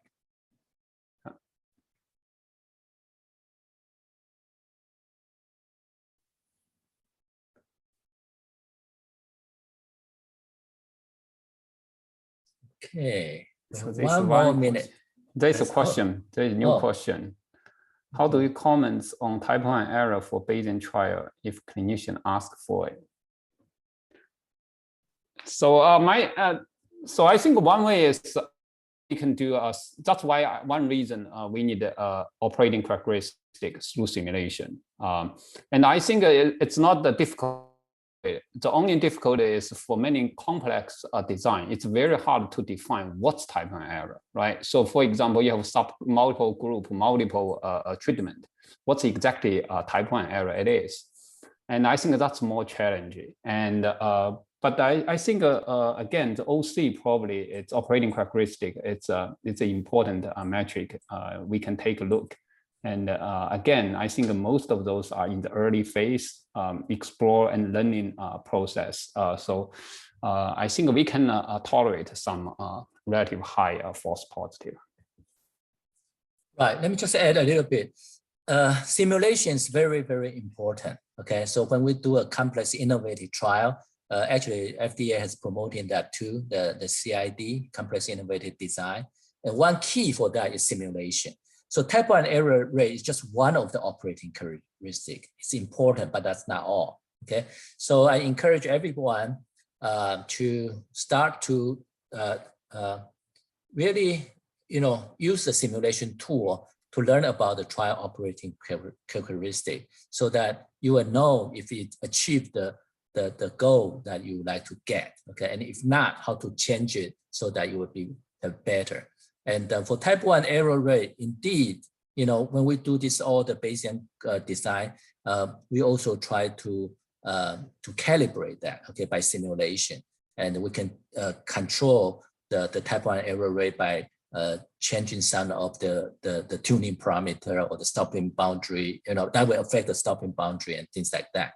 Yes, so so again, it's not that Bayesian don't need to think about type 1 error rate. We do, okay, and but type 1 error rate is not all. So please be comfortable even using the software or running your or write your own code, and then study the operating characteristic for design, and try to learn from it and improve.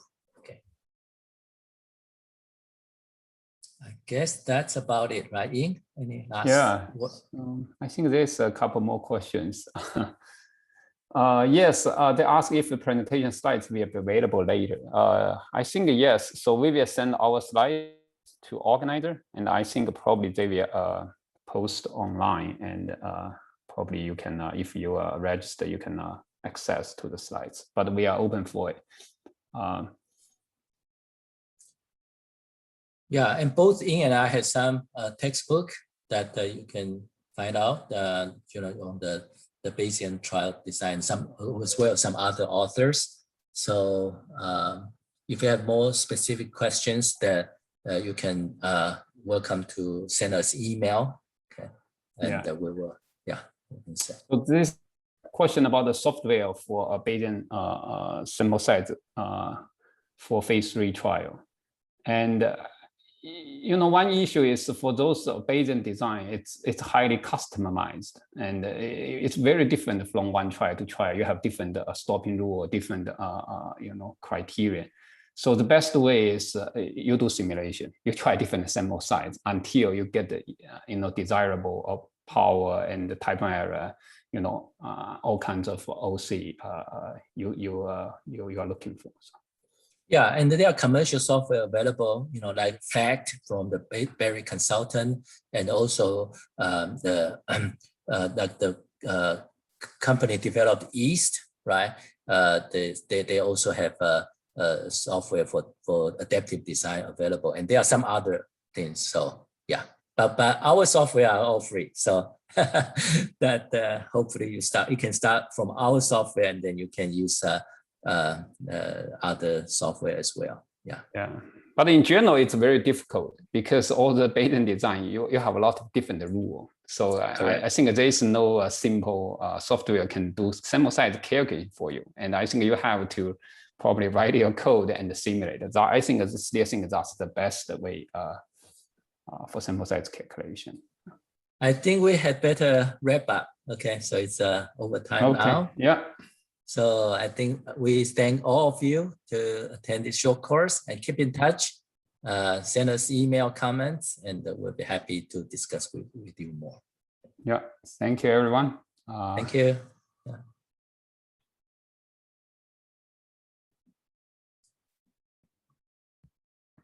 Thank you, Dr. Lee. You're welcome. Yeah, thank you so much. We're going to end and stop the recording. Okay, thank you for the support. Yeah. Okay. Yeah.